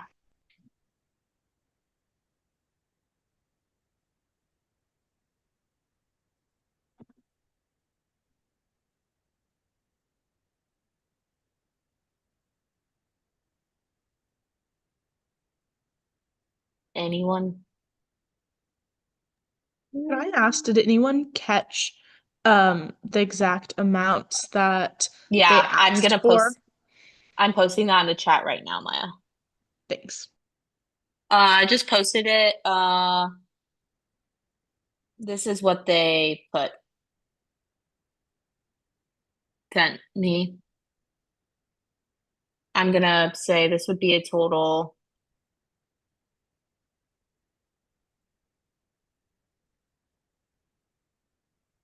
That's the current amount. It says that was from. Oh, Jonathan is sharing the current amounts we have. And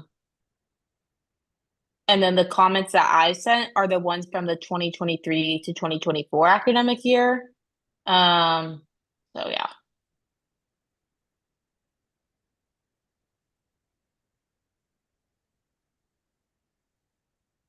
So would like thoughts from other people on what y'all think we should do.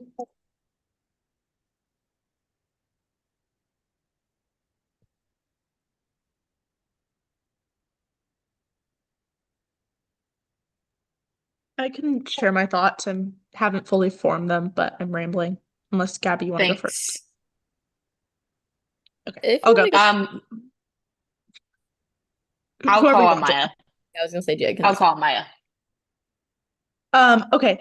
I guess my thoughts are the judicial board stipends look kind of ridiculously low compared to the other positions. Obviously, like with J board, it's a much more variable amount of work and it's kind of loaded more into spring quarter. And so I think it's hard to predict how much work they're going to have. I do think that they have been going kind of above and beyond last year, it seems, or at least above what it had been the baseline level where the concern was that reduced stipends.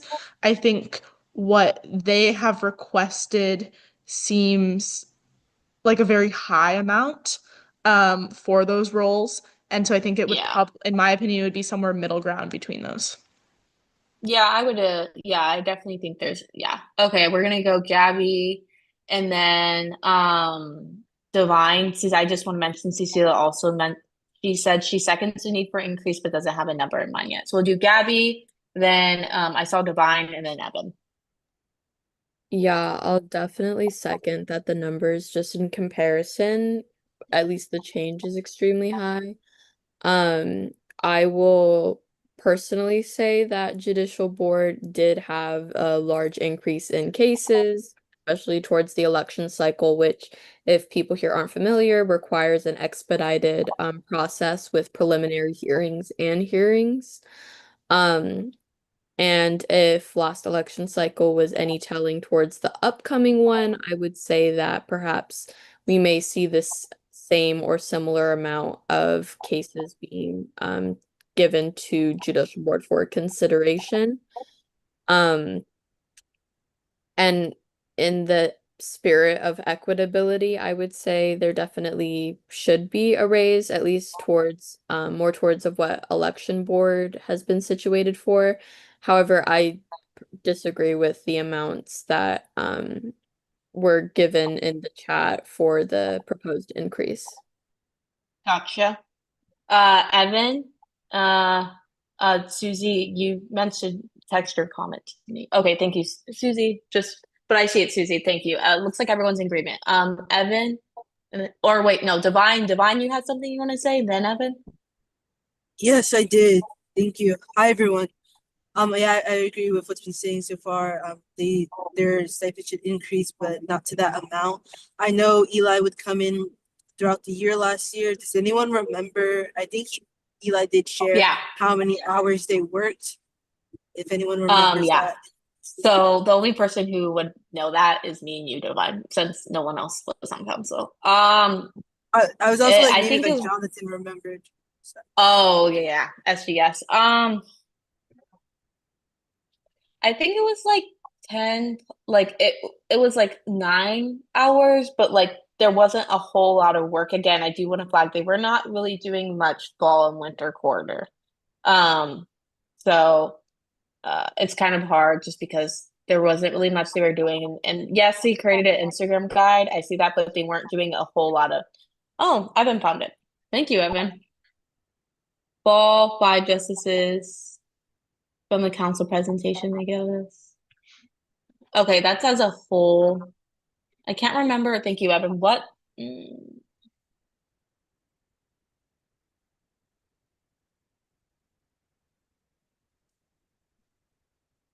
Those were their entries as a whole.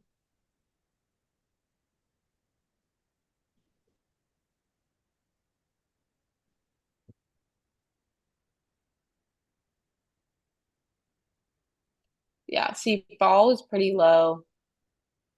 Um, across 5 justices entire fall, that would mean they're maybe doing 1 hour every week, so that's not a lot. Mm.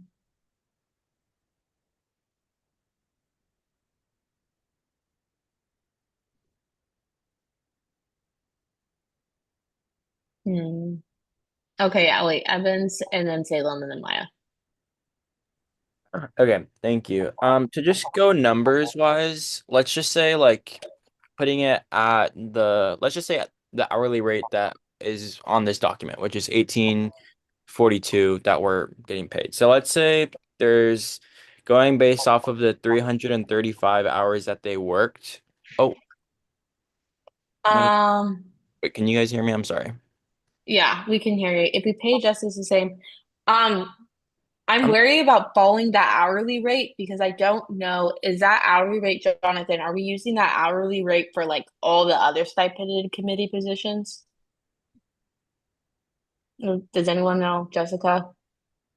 Yes, it's the same hourly rate, but Okay, it is. basically everybody's a percentage of 20. So we calculate you all at 20 hours a week, but everybody else is less than 20 hours a week, if that makes sense. So it's Okay, yeah, yes, that it's does. hourly, but it doesn't quite calculate like that. Right. It's just how got we it. estimate. Yeah. Yeah, Okay. I think that's just like I get Maya put the numbers in the comments, so thank you very much. I think Yes. my concern, or not my concern, but just like what I want to bring is that I know we want to get into numbers, but I think if we're trying to also make sure that we are being on more of a communicative and kind of same page basis with eBoard and how we're going to uphold, the election code. I also think that I know it's, JBoard operates as checks and balances and they're kind of throughout the year, but their main emphasis is in the spring with eBoard. I don't know. I just want to be conscious of like what's going on. See, I'll be the first one to admit that I maybe have not had as much personal experience with judicial board myself. So I just kind of want to like think about of like the how strenuous 8 cases a year would be. And just kind of seeing, I definitely want to just put it out there. I'm very much in favor of an increase. Um, I don't know. I know we want to get to a number, but I'm just a bit struggling with what that exactly should be. For I, j- sure. I definitely do not agree with the proposed things that were given to us in full transparency. Okay, for sure. Moving on to Salem. I think considering most of their work comes from the spring, I think something around 1,000 or a little bit less would be fair, similarly to how we have the elections board. I think also if we need to like make it lower, maybe taking some from election board and making them both a little bit under 1,000 would be like a fair amount considering how it wasn't many hours in the fall and the winter. I think something around 1,000 is fair. Yeah. Guys, when you're making these comments, the public cannot see these comments. So when you're saying these numbers, you need to like unmute yourself, please and thank you. Or I'm just gonna have to start reading all these comments. Yes, Maya. Yeah, sorry, I was just putting them there to have it written, but good to know. No worries. I was saying, so if we were to kind of roughly base it on that hourly rate, so that's based on the hours they worked last year, that's 6,170 roughly, to divide between all 7 members.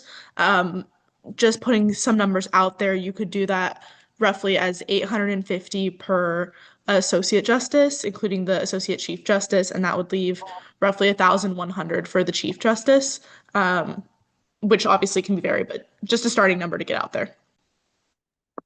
Yeah, I thank you, agree with Maya, for Maya. coming out. Okay, Salem agrees. Thank you, Maya. Thank you, Salem. Anybody else? This is like the last main thing we haven't gone over, so and we can't like we have to decide on the number before y'all vote. Just remind, because I can't vote, so.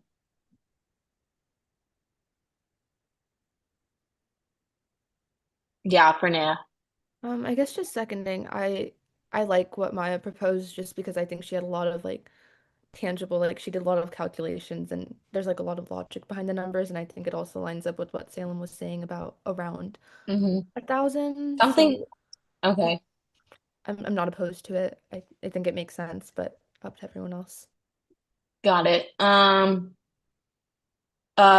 We talked a lot about stipends. Does anyone have anything to say about supplies? Yeah, Evan. Wow, you just read my mind. I was gonna Great say, yeah, minds think so alike. of course. Well, yes. So I think my question would be, yeah, so I think they asked Mm-hmm. for somebody can remind me of that number. We can just look at Yeah, I can pull it up. So they asked for 300. 300 in discretionary allocations. I assume that means supplies. I think that can honestly just go into supplies because discretionary is not for J board, it's for council. Right. So 300 in supplies, I don't see anything wrong with that. Yeah, I would say that's seems pretty okay to Because me. I don't know what programming or supplies they really use. Yeah, From that what was my they've other shared thing, with me but in those. yeah, maybe Mhm. if Jonathan has something to say, because my main thing was I just don't necessarily know what supplies would be Yeah. necessary, but I mean, if there have see some sort of need for it, I mean, I can see that, I can say. Yeah. Yeah. Yeah, Divine. Oh wait, sorry, Jonathan then Divine. Sorry. Yeah, just on the supplies thing for J-Board, their biggest thing is room reservations. So when they have hearings, they have to have a space to do those hearings in. Their office is not sufficient size for that. So it is largely it's the cost of reserving a room and any of the needs for that room. Um, have you keep in mind generally like when that has happened in the past and this line item has been zero, that money then has to come out of USAC discretionary because they are an entity of you all and it is your bill at the end of the day. So it is money that you end up kind of paying regardless. But it's kind of a different way of building it in so that it doesn't have to go through those separate processes and they know I what get what they you're need saying. to reserve. But they would still have to request from discretionary if they wanted it, Unless right? you allocated them this money. So if you put $300 in here, then they could reasonably reserve a room and pay for it with that $300, right? Okay. I If it was mean, more yeah, than that, I then they'd have think, to come to discretionary. I see. Korea? Yeah, I think if we already know that they need to reserve the rooms, there's no reason for us to like have them come to a meeting to like ask for discretionary funds. It's like we should, I don't know, in my opinion, it's like we should just give them the funding now, whether it's the 255 or the 300. Just I feel like that's just an extra step out of our day, like something we can just deal with now, and then understanding that that's exactly where that money's going to. Okay. I think we're all in agreement about 300. So we're just gonna go back to the stipends and what people are thinking. All I have heard from a numerical amount is only from Maya.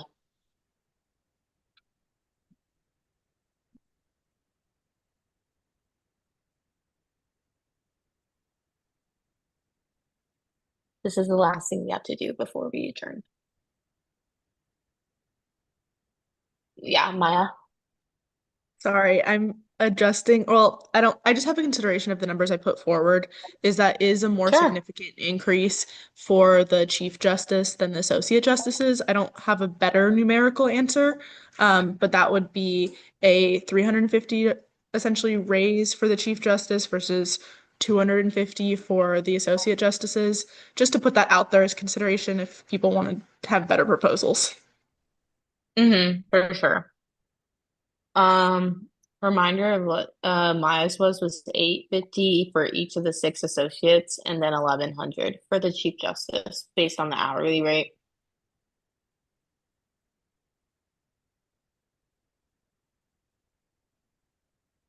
Yes, Evan, and then I saw Gabby, then I saw Divine. Okay, my quick question would be, would that be the overall total number that we're trying to like allocate? So it's like right now, I think, let's say, for instance, the Associate Justice currently has an allocation of 600, and then we would, with this new number, raise that total to be what, 850? So increase of 150? Yeah. Okay. Yeah, that's what Maya's interpretation was to me. Yes, Gabby, then Divine. I was gonna say that regarding Maya's point about the difference in like I'm gonna say wage increase. Um I think that as Chief Justice, you do like well, I'm not actually familiar if the Associate Justices help write like the overarching opinion of the court afterwards. I'm not sure if it's a collaborative effort or if it's, oh, they do. Because then I was gonna Yeah. say then I think that raising the raising it more proportionately for the associate justices would make sense because at the end of the day, they're sitting on the same cases. They have to often read the same considerations, attend the same preliminaries. They're in the same discussions. So I would be for increasing it accordingly. Okay. Divine. I'm responding to the original proposal that Maya sent. I'm on board for this one because thinking about the minimum that like commission offices have to pay their team is 250 for base I don't know what the exact number is, but that's like $750 a year. For these people it'd be 850. So I think that overall makes sense from my point of view. Gotcha. Evan, your hand's still raised. If you have something else, feel free. No, but no, I agree. I agree with everything. Sorry. Okay. Cool. So we're looking, oh yes, Angela. Sorry, just wanted to add quickly at the end that I agree with Gabby's point to adjust the associate justices accordingly to the chief justice. Cool. Understood. So Beverly's putting them in right now what we are looking like so we can see. With Maya's proposal, can I see what the remaining is left for non-referendum office out of curiosity?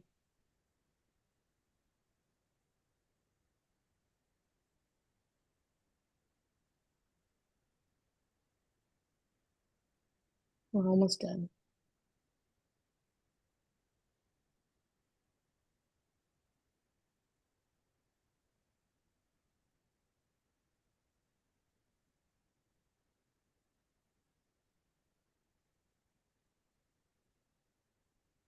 Yes, Divine. I just wanted to clarify, Gabby, were you proposing that the associate chief should get paid the same as the chief justice? Can I respond? Yes, Gabby. No, I was saying, I was agreeing with Maya's point that, because Maya was saying that the increase for the original Chief Justice pay versus the proposed one, that increase is more than what the Associate Justice's original pay versus what Maya's new pay was. So I was saying that associate justices should be paid. I forgot what number Maya gave. It was like one something, 100 and something. But I was saying that we should pay associate justices more to match the change. I'm trying to let me know if I'm making sense. But to yes, 100 more for the associates because essentially my argument was that associate justices often sit on the same cases and they do essentially the same amount of work, especially when collaborating with making decisions and then writing the formal decision of the court that comes out like I think max 2 weeks afterwards. Yeah. Got it. Yeah, but you're so funny. My argument. You guys are such pre-law people, I can't. Chief gets 350, so matching that across the board. Cool. I'm just waiting to see what the balance remainder looks like after we put in all these changes. So then we can all look.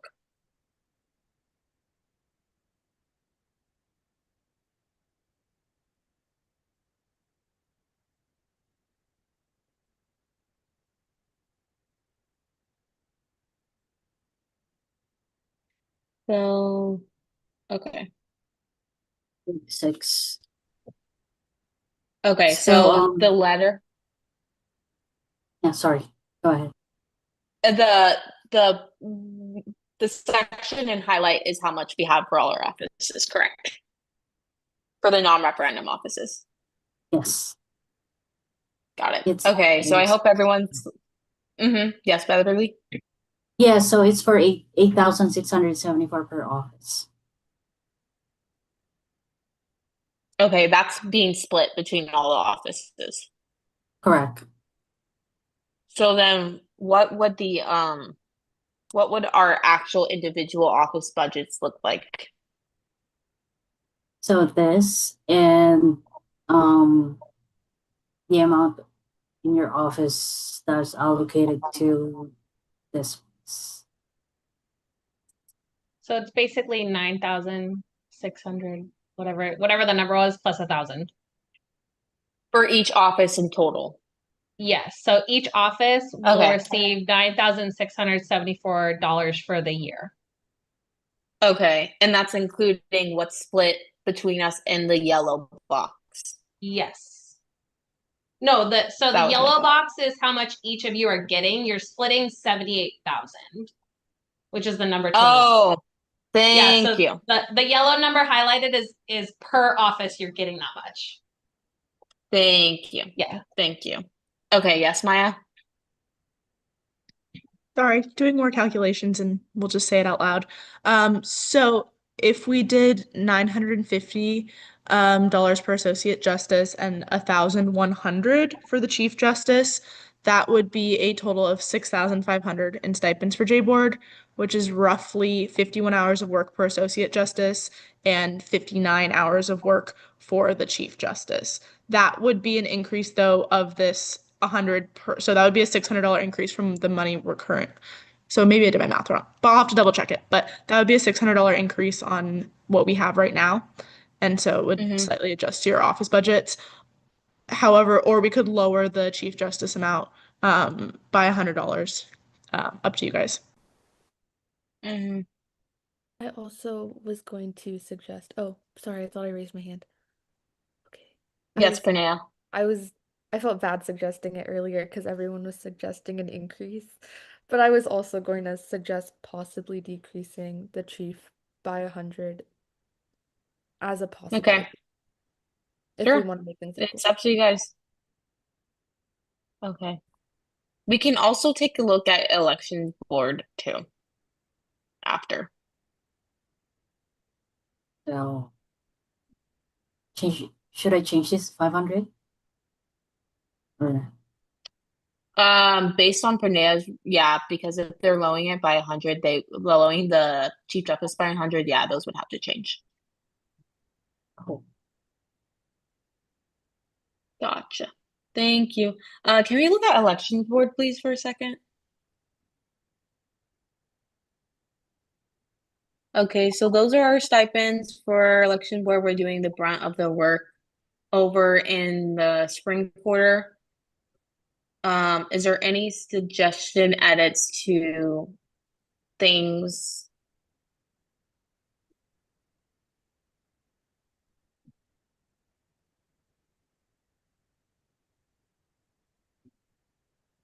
Yes, Gabby. If I remember correctly, eBoard last year did not have an endorsements director. No, I guess this would be more because there was no appointment, but there are appointment though. Okay, never mind then.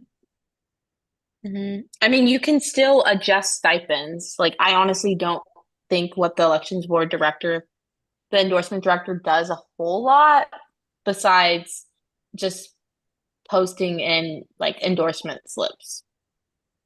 That's really it. Yes, Gabby. Yeah, because I was gonna say, that doesn't seem like they're going through like I think it's like a No, group they don't. endorsements No, and they don't. They do not do a lot in comparison to like the e-board chair and like investigations director. Mm. Um, so I might suggest a possibly decrease the endorsements director stipend because I don't think they don't do that much as much in the comparison to other roles. Possibly to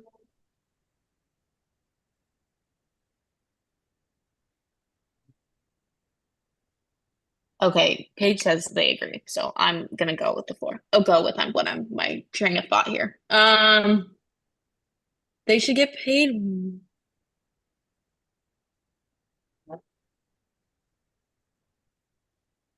maybe 800 per, yeah, 800.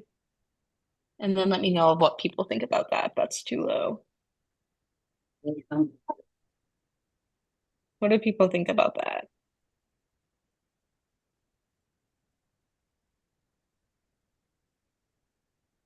Yes, Korea. I agree with that number. I mean, if they're doing a reduced amount of work in comparison to like the other stipends that we're giving for elections board, I think 800 is a fair amount for doing endorsements. For sure. Pranea.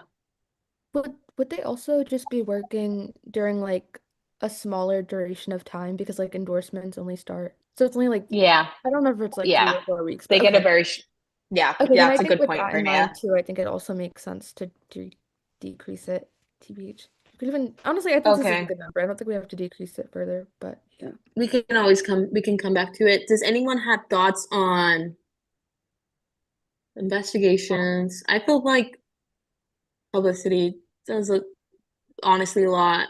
I feel like investigations, I'm gonna keep it at where it is because they did it a lot. What about external relations director? I have no idea what the external relations director did this past year, to be honest. I know Kelly did the debates, like just asking the questions, but I don't know what else. Because she was external That's relations. not a whole lot. Yeah, I honestly don't fully know. And then I think she sent out the elections calendar to clubs because I got it because I was president of a club, but that's honestly the only things I'm aware of. I'm gonna suggest to reduce it also to 800 each. Because their also work starts later because they don't start like publicity and things like that until way later.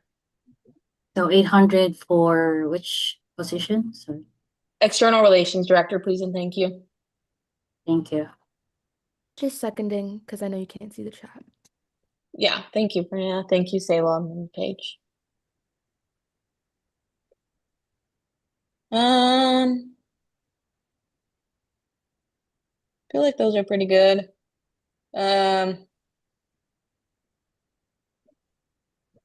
Don't really have any suggested edits on investigations or vice chair.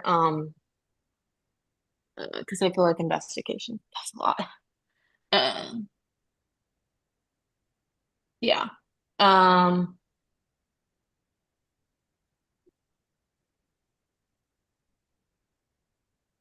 can I see where our referendum offices are now? 8811. Okay, gotcha. I honestly don't think I have any other suggestions. Does anyone else have anything to look like, or does SGS staff have any recommendations?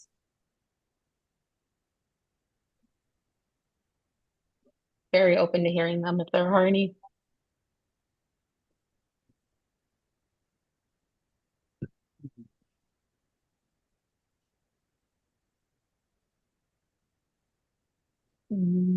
Did someone have their hand raised? Oh, Divine.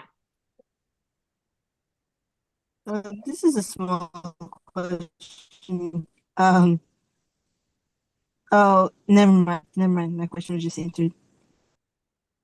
Okay.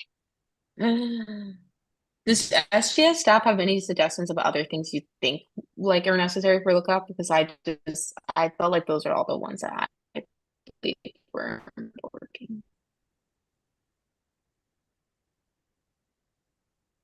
Okay.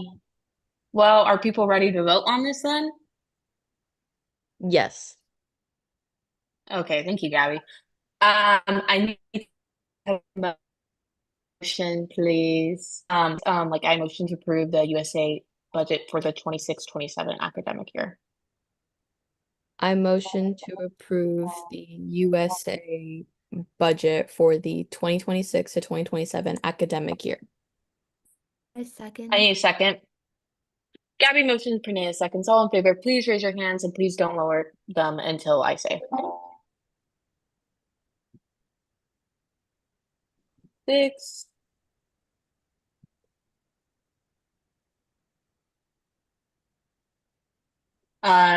Divine Tarbell. Yes, Divine, you can vote. 11. Jabbar, what are you doing?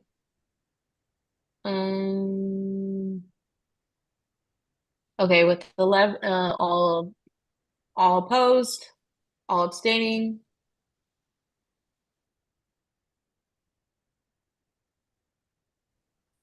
With the 0 vote, approved. I will now adjourn tonight's meeting at 9:54 p.m. Get some good rest, everyone. I will see you guys in 2 weeks. Thank you.